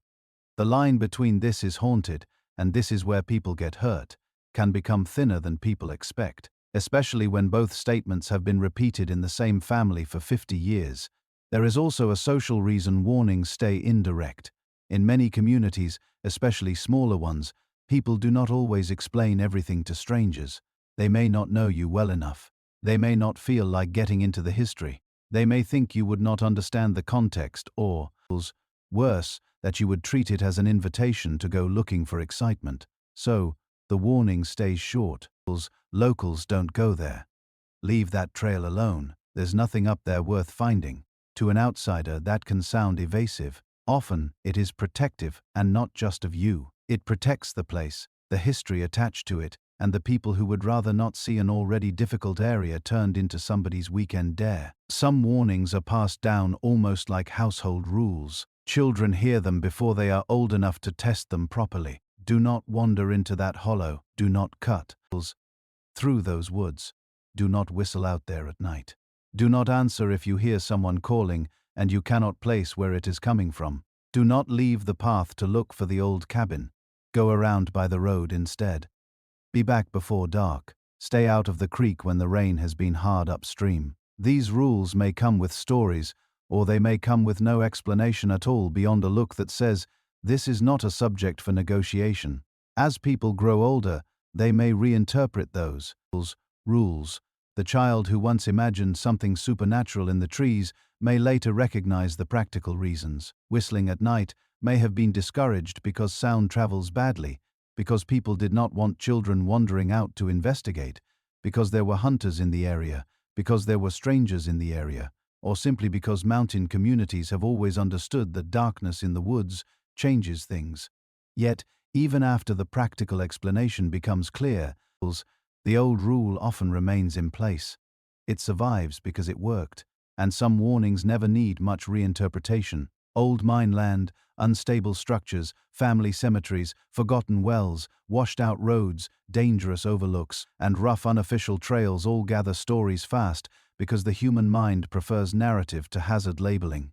A boy broke his leg there in 1987 because the footing failed near an abandoned cut is a historical detail. That place has never been right since it's the version that gets remembered at a kitchen table 20 years later. Both may refer to the same piece of land. One is a record, the other is a warning system. Then there are the places where history itself becomes unsettling enough to do the work of superstition. The Appalachians hold old settlements, old graves, old roads, old disputes, and old tragedies in a very quiet way. A modern trail may pass near the remains of a chimney, a stone wall, a family cemetery behind iron fencing, or an orchard that outlived the house it once served. Sometimes there is a sign explaining the history. Often there is not. The forest simply holds the trace. Locals may know what was there. Visitors may only feel that the woods have suddenly become less empty than they looked a moment before. That sense of older human presence often attracts stories, and not without reason. If a place has seen hard living, sudden death, isolation, poverty, violence, or years of abandonment, people will talk about it in ways that combine respect, curiosity, and caution. A trail that passes such ground becomes more than a route. It becomes a corridor through remembered lives. It is not hard to see how that gives rise to warnings that sound half practical and half haunted. The mountain may be dangerous enough on its own. Adult memory, and it starts to feel personal. Family feuds and local conflicts have also left their mark on how certain places are discussed. Appalachian communities have long memories, and some pieces of land carry stories that are not for casual retelling. A ridge may once have marked a boundary people did not cross lightly. A hollow may have been associated with trouble during Prohibition, during the logging years, during mining disputes, or during some local conflict outsiders never hear about. Even when the original conditions are gone, the tone can remain. People avoid that side. Don't fool around over there. Nothing good ever came out of that hollow. It may sound dramatic, but drama is not the point. The point is that the place has a history heavy enough to shape behavior long after the details have blurred. Warnings also become more persuasive when they are attached to repeated small experiences rather than one grand event. Someone heard footsteps where there should not have been any. Someone else got turned around on a trail they knew well. Another person said the woods were too quiet. A hunter saw lights where no one should have been. A group found the old route and then could not find it again on the way back. A hiker felt watched on a stretch of trail that was otherwise ordinary. None of these things is decisive on its own. Put enough of them together over decades, and the place acquires a reputation. A reputation does not need courtroom evidence. It only needs consistency. This is especially true in areas where the landscape is already good at producing uncertain sensory experiences. Fog, dense cover, shifting sound, changing light, and limited visibility all help. Stories settle into the ground. A person hears one warning, then goes to the place and experiences a few odd but explainable moments. The warning becomes more believable. They tell someone else, perhaps in a less dramatic way than they first heard it, but they still pass it on. The story softens, hardens, and changes as it moves. Practical details get trimmed. The atmosphere stays. Before long, a quiet local caution has become part of the identity of that trail. It is worth noticing how often Appalachian warnings are passed down quietly rather than publicly. You do not always see big signs explaining that a route has a strange reputation. You hear it from somebody, a grandparent, a cashier in a country store, a volunteer firefighter, a guide who knows the area, a landowner, someone sitting on a porch who only comments because you mentioned the wrong trail by name. These are not official channels, but they are often the channels people trust most. They carry not only information but tone, and tone tells you whether a warning is casual, exaggerated, half-joking, or the sort of thing you should hear once and take seriously. There is also a long Appalachian tradition of not saying more than necessary. That cultural habit shapes how stories survive. A person may tell you just enough to keep you out of trouble and no more. Maybe because they are private, maybe because they do not enjoy explaining themselves, maybe because too much explanation turns a warning into a challenge for the wrong kind of listener. If you tell some people that a hollow has a strange old history, they avoid it. If you tell others, they decide to make it their Saturday plan. Locals know this, so they choose their words carefully. They may sound vague on purpose. That vagueness has an interesting side effect. It leaves room for the imagination, and the imagination is highly efficient at decorating places with more detail than they strictly need. Once a trail is rumored to be odd, every feature supports the rumor. The silence feels heavier. The old foundations feel sadder. The bend in the creek feels less ordinary. A snapped branch becomes evidence of something rather than a branch doing what branches do in a forest. Yet even this tendency has a practical side. If the end result is that people move more carefully, stay on the main trail, and stop wandering off into unsafe ground, the story has still done something useful. Mountain communities have always understood that fear can be instructive, not panic, but a healthy unwillingness to treat certain places lightly. In that sense, superstition often functions as a behavioral guide. It teaches attention. It teaches restraint. It teaches the idea that not every path is there for you to explore just because you can see where it starts. It also teaches humility. The old warnings do not say the land owes you clarity or safety. They say the land has its own patterns, and that foolish confidence tends to end badly. Some of these quietest warnings are the most effective because they carry no performance at all. A person simply declines to go. They know the trail, they know the weather, they know the stories, and when invited they say, "No, I'm good." That response can tell you more than a whole hour of dramatic storytelling. It means the reputation has moved past entertainment. It has entered habit. There is, of course, a danger in romanticizing all this too much. Not every local warning conceals ancient mystery. Sometimes a bad trail is just a bad trail. Sometimes a place feels wrong because the footing is awful, the light is bad, and the mosquitoes are conducting themselves with criminal confidence. Sometimes an old story has grown far beyond its practical origin. Communities are made of people, and people enjoy exaggeration in moderation, especially when there is coffee involved. Still, exaggeration does not usually survive for generations unless it attaches itself to something more durable. The place keeps giving the story reasons to remain. One of the more revealing things about these warnings is how they handle outsiders. Locals may tell each other a long version of a story and give visitors only the short version. That difference is not always unkind. It reflects trust, familiarity, and the fact that stories do more than communicate facts. They place people inside a community's understanding of the land. If you grew up hearing a trail discussed a certain way, you inherit not just the content of the warning, but the attitude behind it. You know how serious it is supposed to sound. You know which details are playful and which are not. Outsiders often hear only the surface and miss the calibration. This is why internet retellings of Appalachian stories so often feel wrong to people from the region. They flatten everything into spooky entertainment. They strip away the local tone, the practical caution, the family memory, the dry humor, the social context, and the simple fact that many of these warnings are meant to guide behavior, not generate content.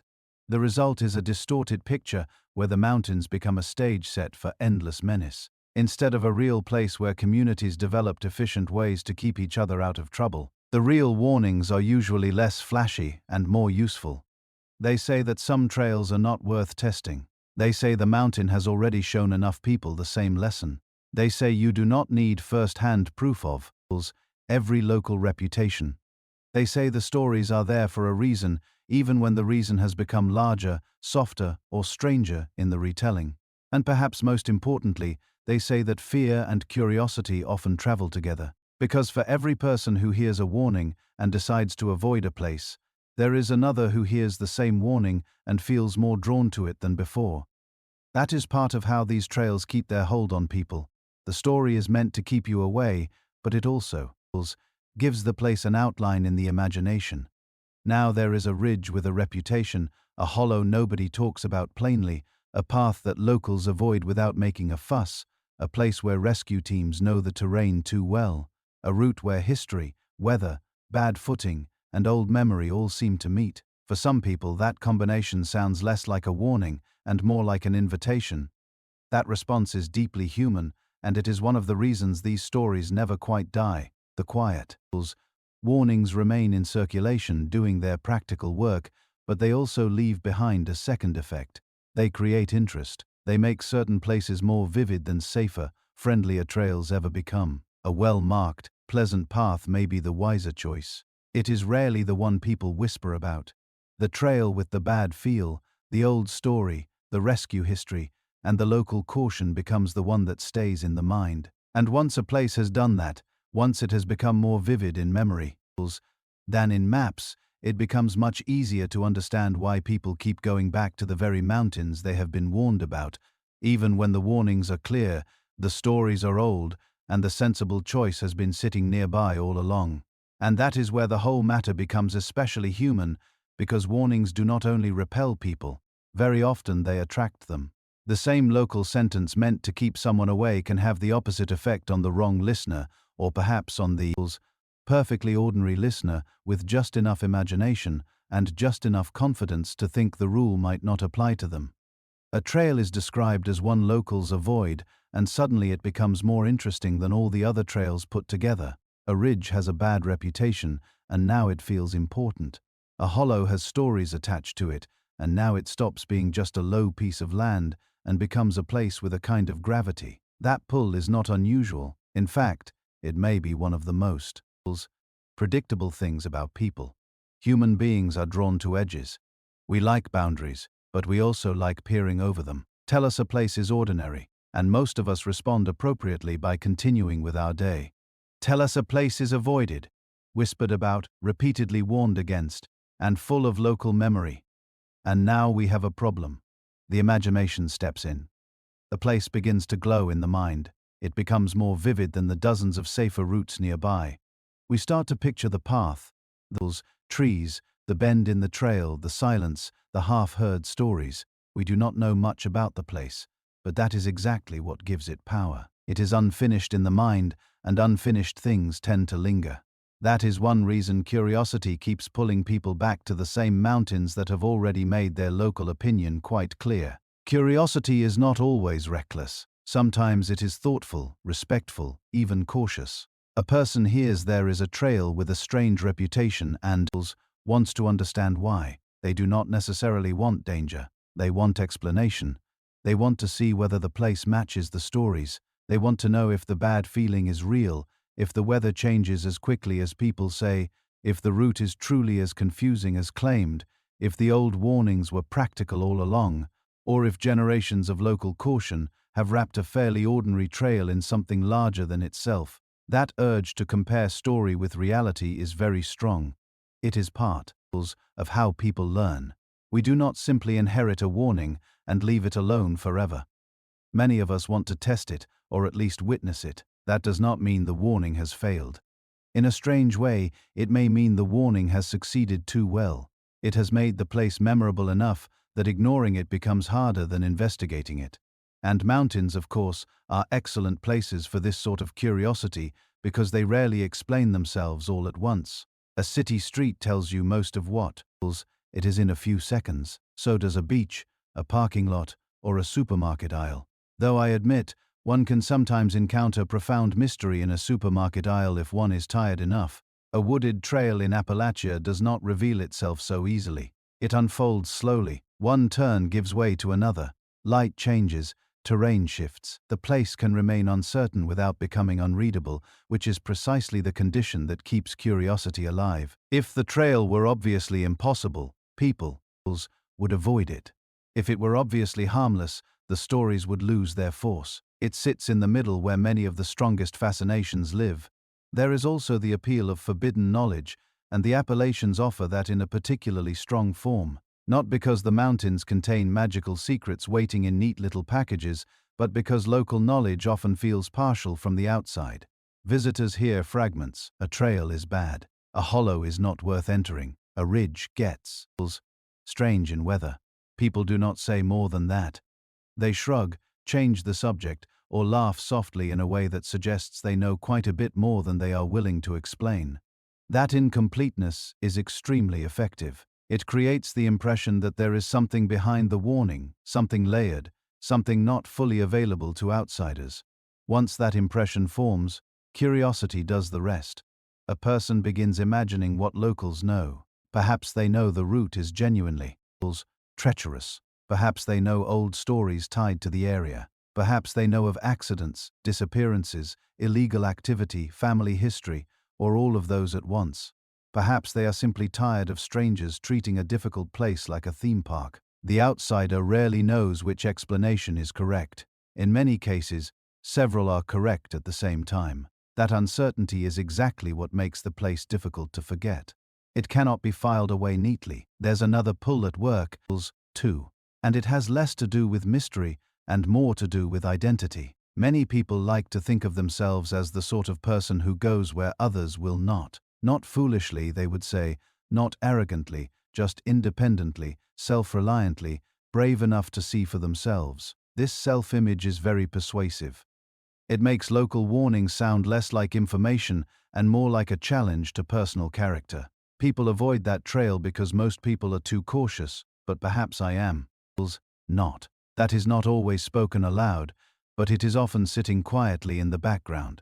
Mountain trails with reputations are excellent at attracting that mindset. They offer a test that feels personal and secretive at the same time.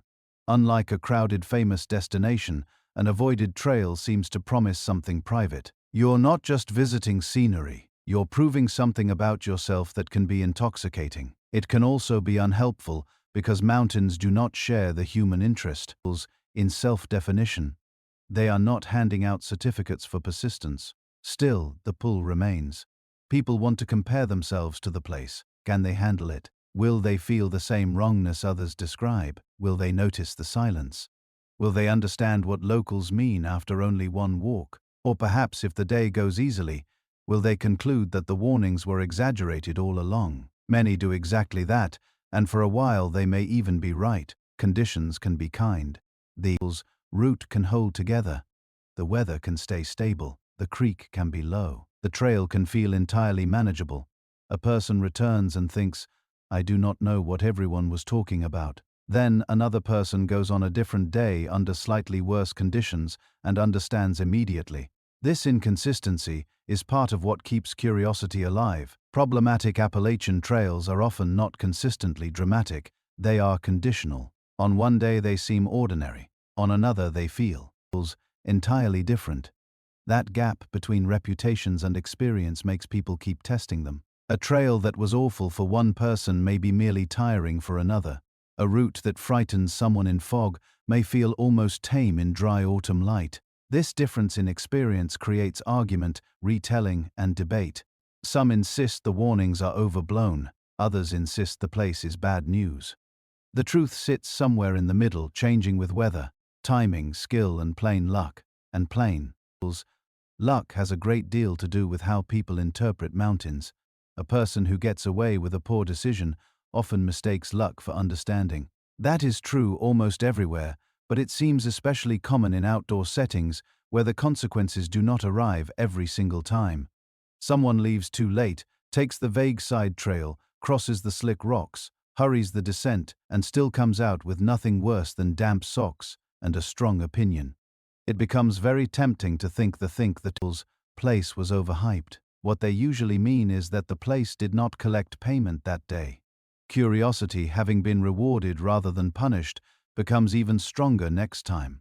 There is also the lure of unfinished stories. The Appalachian Mountains are full of places that do not explain themselves completely. A half-collapsed foundation in the woods, a road going nowhere obvious, an old cemetery behind trees, a section of trail that looks more used than maps suggest, locals saying just enough to suggest that the route used to matter differently than it does now. These details trigger a very basic human response. We want to know what happened. We want the missing piece. We want the old name, the earlier purpose, the reason a place feels more inhabited by memory than by people. That kind of curiosity is not foolish at all. It is one of the most understandable responses a landscape can provoke. The difficulty is that curiosity about history, memory, and local story often leads people onto terrain that requires more practical respect than their interest has prepared them for. They set out looking for explanation and discover they have also signed up for steep footing, weak route finding, weather exposure, and an increasingly quiet forest. The story remains compelling, but the mountain insists on adding logistics to it. Modern media has made this pull even stronger. Photos, short videos, online lists of hidden Appalachian places, threads about the trail locals won't take, all of these compress reputation into temptation. A warning that once stayed mostly within communities can now circulate widely and lose much of its original tone along the way. What was once a local caution becomes a point of intrigue. What was once "do not bother, it is trouble" becomes "you have to see this weird trail everyone talks about." The internet is very good at removing the patient, grounded context from warnings and leaving only the glowing outline of mystery. This does not mean curiosity today is somehow artificial. It simply has better distribution.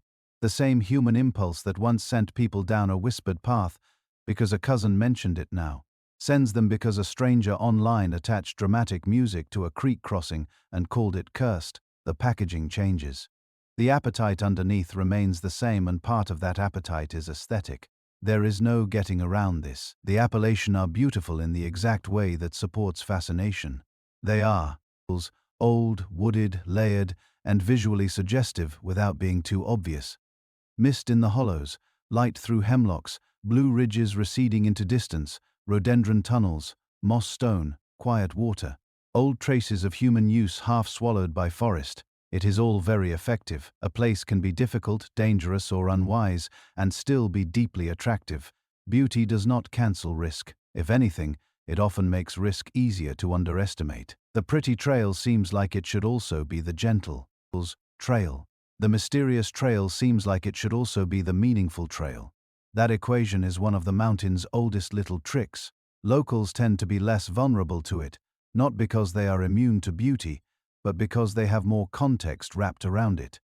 They can admire a place and distrust it at the same time. In fact, that combination may be one of the most Appalachian forms of respect. Loving the mountains does not mean assuming they are there for your convenience. It means understanding that beauty and trouble often occupy the same patch of ground. Visitors, by contrast, sometimes arrive with an appetite for precisely that mix. They want the beautiful place with a bad reputation because it feels more real than a pleasant, easy trail.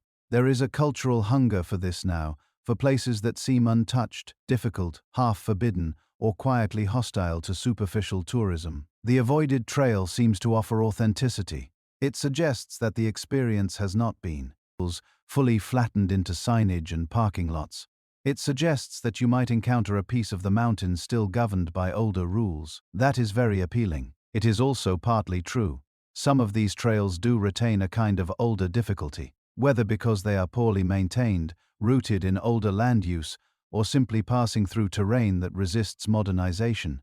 A person can absolutely feel that difference. The trail is not curated for ease. The woods are not organized around you. Convenience. You're not being escorted toward a predictable outcome. For many people, especially those tired of highly managed experiences, this is exactly the draw. The place feels like a place, not a product. But authenticity has a way of charging for itself. The more real and unmanaged a route feels, the more responsibility it places on the walker. You have to read the trail, the weather, the light, your own energy, the time left, the return route, the creek, the footing, the possibility that the locals were not being quaint when they said they avoid that section. Curiosity can absolutely bring a person into useful contact with all of that. It can also encourage them to push one decision too far simply because they came to see for themselves and are not yet willing to accept that the answer may be the place really is trouble. There is another reason people keep returning to warned about Appalachian trails, and it is quieter than thrill-seeking. Some are looking for scale, not physical scale alone, though the mountains certainly provide that, but emotional scale. Modern life is crowded with explanation, speed, and constant low-grade noise. A trail with a reputation offers something rarer: uncertainty, silence, depth, a sense that not everything has been translated into neat, accessible terms. For some people, that is deeply restorative. It reminds them that the world still contains places that are older than their schedules and less interested in performing clarity. Even the unease becomes part of the appeal.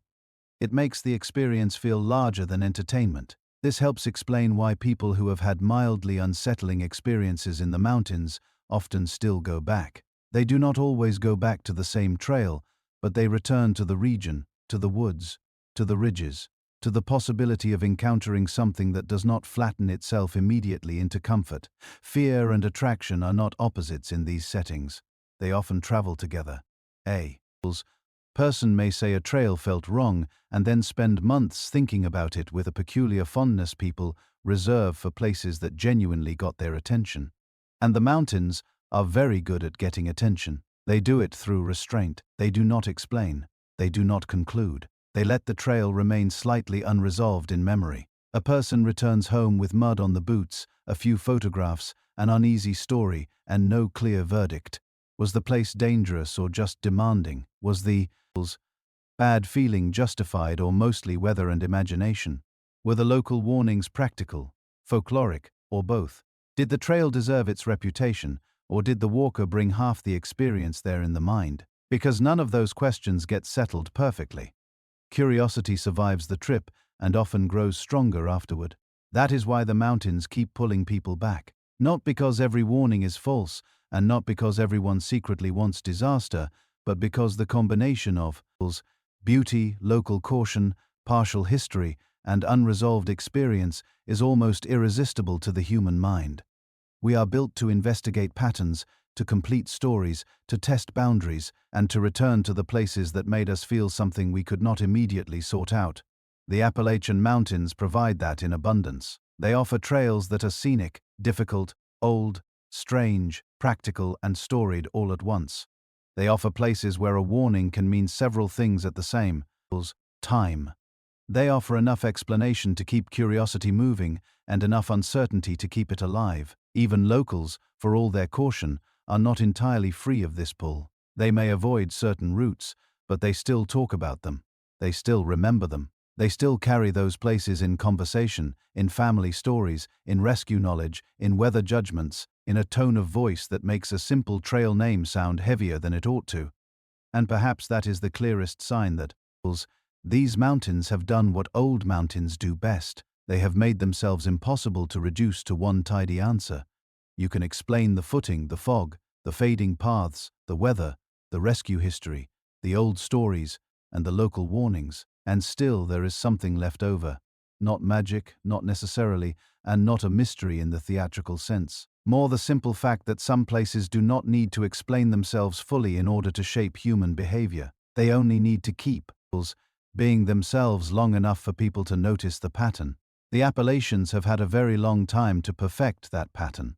And by the time we reach the last stretch of this journey, the question is no longer only why people return.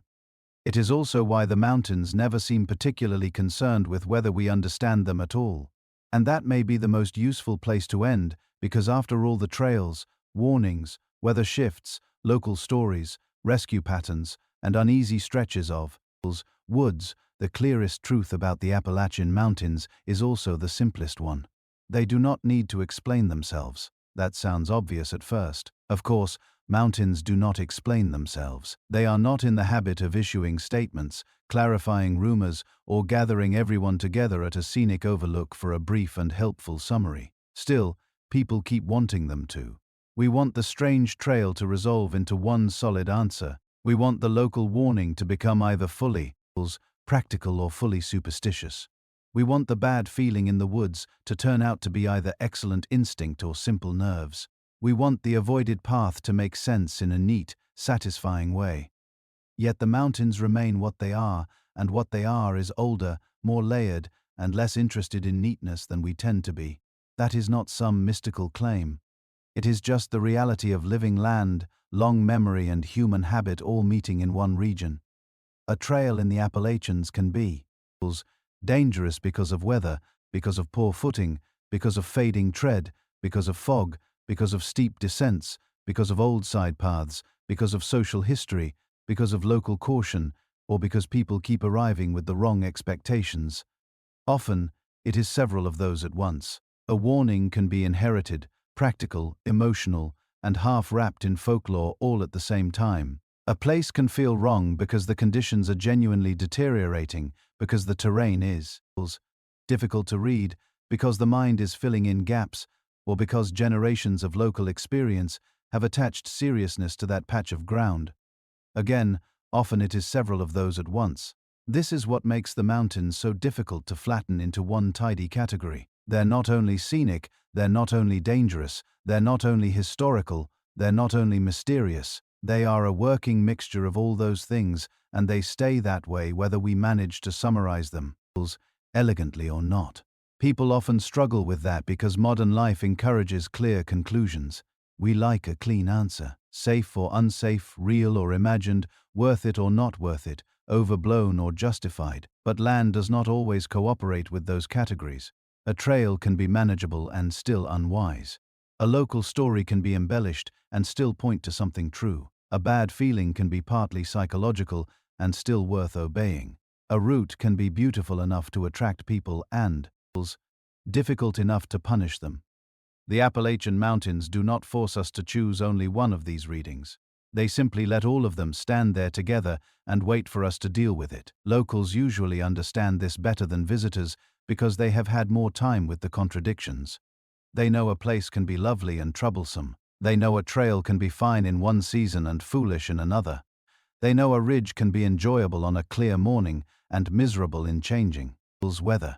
They know some warnings are based on very practical ground truth and others have been shaped by years of retelling, but that both kinds of warning can still influence behavior in useful ways. Most of all, they know the mountains have no particular obligation to simplify themselves for anyone arriving with a free weekend and a plan. That lack of obligation is worth sitting with for a moment. Much of modern travel is built around the idea that places should become legible quickly. There should be signs, maps, directions, ratings, tagged viewpoints, parking advice, and a reasonable expectation that the advertised experience will match the one on the ground. In many places, that works well enough. In mountain country, especially in older, less polished corners of Appalachia, it works only up to a point. After that, the land starts insisting on its own terms. The route may be less obvious than promised. The conditions may change. The famous view may not be visible. The distance may feel longer than it looked on paper. The hidden gem may turn out to be hidden for perfectly sensible reasons, many of them involving mud, unstable footing, and disappointment. The mountain does not care that this feels inconvenient. It was there before the description, before the map app, before the online recommendations, and before the person who confidently said the trail was easy if you just watch your step, which is one of those very funny phrases people use when they themselves are no longer responsible for what happens next. The land remains indifferent to all of that. It keeps its wet rocks, its narrow ridges, its fading turns, its steep hollows, and its changing weather. It does not update its personality to improve the visitor experience. That indifference is not cruelty, it is simply scale. The mountains are not participating in the same conversation humans are. We come to them full of plans, interpretations, and stories. We assign significance to certain trails, avoid others, attach warnings to some places and attraction to others. The land continues being itself. Water runs downhill. Fog settles where it settles. Ridges catch wind. Shade holds dampness. Old paths fade. Trees fall. Communities remember. Rescue teams learn patterns. New people arrive. None of this requires the mountain to become symbolic. It only requires the mountain to keep functioning. And that is partly why the region has such power over people. It reminds them that not everything exists to be immediately sorted into a simple meaning. A person can spend a day on one of these trails and come away with a mixed conclusion. The route was beautiful but unnerving. The warnings seemed exaggerated until they did not. The path was clear except where it mattered most. The local story sounded dramatic except the place really did have a bad feel. The weather turned but not in a spectacular way. The forest seemed peaceful except for the long stretch where no one talked. Nothing dramatic happened, and still the whole experience stays in the mind longer than many more dramatic outings do. That staying power is important. It is one reason Appalachian trails with reputations continue to live in conversation. They resist quick closure. A person goes there looking for a clean verdict and returns with something less tidy. They understand more than they did before, but not enough to finish the matter. That incomplete understanding keeps the place alive in memory. It also keeps local warnings alive because they are not only about fact, they are about repeated contact with a landscape that does not always reveal the same face twice. One day, a trail feels like an overblown local legend. Another day, it feels exactly like the sort of place people were trying to warn you about. The difference may be weather, season, timing, company, or plain chance. Locals do not need that difference explained to them every time. They have seen enough to know that conditions matter, mood matters, and repeated outcomes matter. Outsiders often want a final answer. Mountain communities often settle for a more durable one. Respect the pattern. That may sound unsatisfying to anyone looking for a single grand conclusion, but it is actually the most solid answer this subject offers. Certain Appalachian trails are avoided because enough people over enough years have learned enough of the same lessons in enough of the same places to stop arguing with the result. The lessons are not always identical. Some concern footing, some concern weather, some concern route finding, some concern history, some concern the kind of strange, uneasy feeling that develops when a place becomes hard to read and gives too little reassurance back. But they gather in the same direction. A trail becomes known. A hollow gets a name in conversation. A ridge develops a reputation. People start leaving it alone. And once a place is left alone by the people who know it best, that absence becomes part of its identity too. Visitors often notice only the stories. Locals also notice the pattern of behavior. Who goes there and who does not. Which older residents never mention that route as an option. Which areas hunters know but recreational hikers avoid. Which trails remain quiet, not because no one has heard of them, but because the people closest to them have already made their decision. Silence is information in mountain communities. The absence of recommendation can be as meaningful as a direct warning. Sometimes more meaningful. People who live around these mountains do not usually waste much time performing caution for effect. If they consistently avoid something, there is usually a reason. That reason may not be fully transferable in words, and perhaps that is part of the point. Not every form of knowledge turns neatly into explanation. A person may know that a trail is bad news because they have seen how it behaves, how the weather gathers there, how the tread fades, how stories cluster around it, how people return from it looking less confident than when they started, or how rescue calls seem to emerge from the same stretch over and over. They may not be able to package all of that into one sentence that satisfies a stranger. So they do what mountain communities have always done. They shorten it. I wouldn't go there. Leave that alone. Not worth it. The sentence is brief because the experience behind it is long. There is a certain wisdom in brief warnings. They do not pretend to settle the whole mystery. They settle the practical decision. Go or do not go. Continue or turn back. Choose the easier trail. Get off the ridge. Leave the hollow alone after rain. Bring a light. Do not wander off the marked route because the old roaded looks friendlier. The warning may not answer everything, but it answers the part most likely to matter before dark. And darkness in the end is one of the things that helps reveal what this whole subject is really about. Not literal darkness alone, though that plays its role, but the broader idea that some places remain partly unreadable, especially if we expect them to behave like simpler landscapes. The Appalachian Mountains are not unreadable in a mystical sense. People live there, work there, know them well, walk them constantly, and understand them in ways that outsiders often do not. But even that understanding is not total. Locals know many things. They do not know everything. They know enough to be cautious. Enough to listen when the weather shifts, enough to hear an old story and not dismiss it too quickly, enough to respect a route without needing to conquer it. That may be the final distinction worth keeping. Respect is not the same as fear. Fear can be loud, dramatic, and fascinated with itself. Respect is quieter. Respect packs a light. Respect turns back on time. Respect takes local advice seriously without requiring a complete defense of every old warning.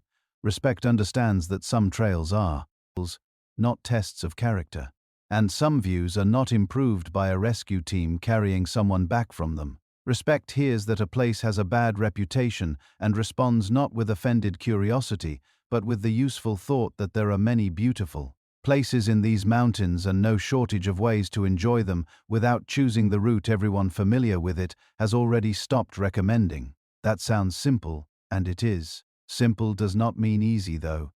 Human beings are not naturally built to leave mysteries alone. We want to know. We want to see. We want to check for ourselves. The same qualities that make people thoughtful and curious also make them vulnerable to pushing too far in search of a clean answer. The mountains do not punish that every time. If they did, no one would keep making the mistake. They simply leave room for the mistake to matter. That is enough. And perhaps that is why local stories, rescue knowledge, weather wisdom, and plain old instinct all remain so tangled together in Appalachian life. None of them solves the mountains. All of them help people move through them a little more safely. A story keeps a child out of a dangerous hollow. A local warning keeps a visitor off a bad trail after rain. Rescue memory gives professionals a realistic view of what certain routes cost when things go wrong. Personal experience teaches somebody to trust the sudden sense that a place has stopped being generous. These are all different forms of learning, yet they point toward the same thing. The land does not owe you simplicity. That idea can be humbling, but it can also be comforting in its own way. It means the world is still larger than our categories. It means a mountain can remain partly itself rather than becoming fully translated into convenience. It means that local caution, inherited stories, and practical skill all still matter in a real material sense. There are places where people who know the land best continue to shape behavior through memory and judgment rather than through official signage alone. In a time when almost everything is constantly explained, reviewed, mapped, and ranked, that kind of knowledge feels unusual. It also feels worth protecting because once every warning becomes content and every difficult trail becomes a challenge, something useful is lost. The old quiet way of speaking about certain places disappears. The difference between a caution and an invitation gets blurred.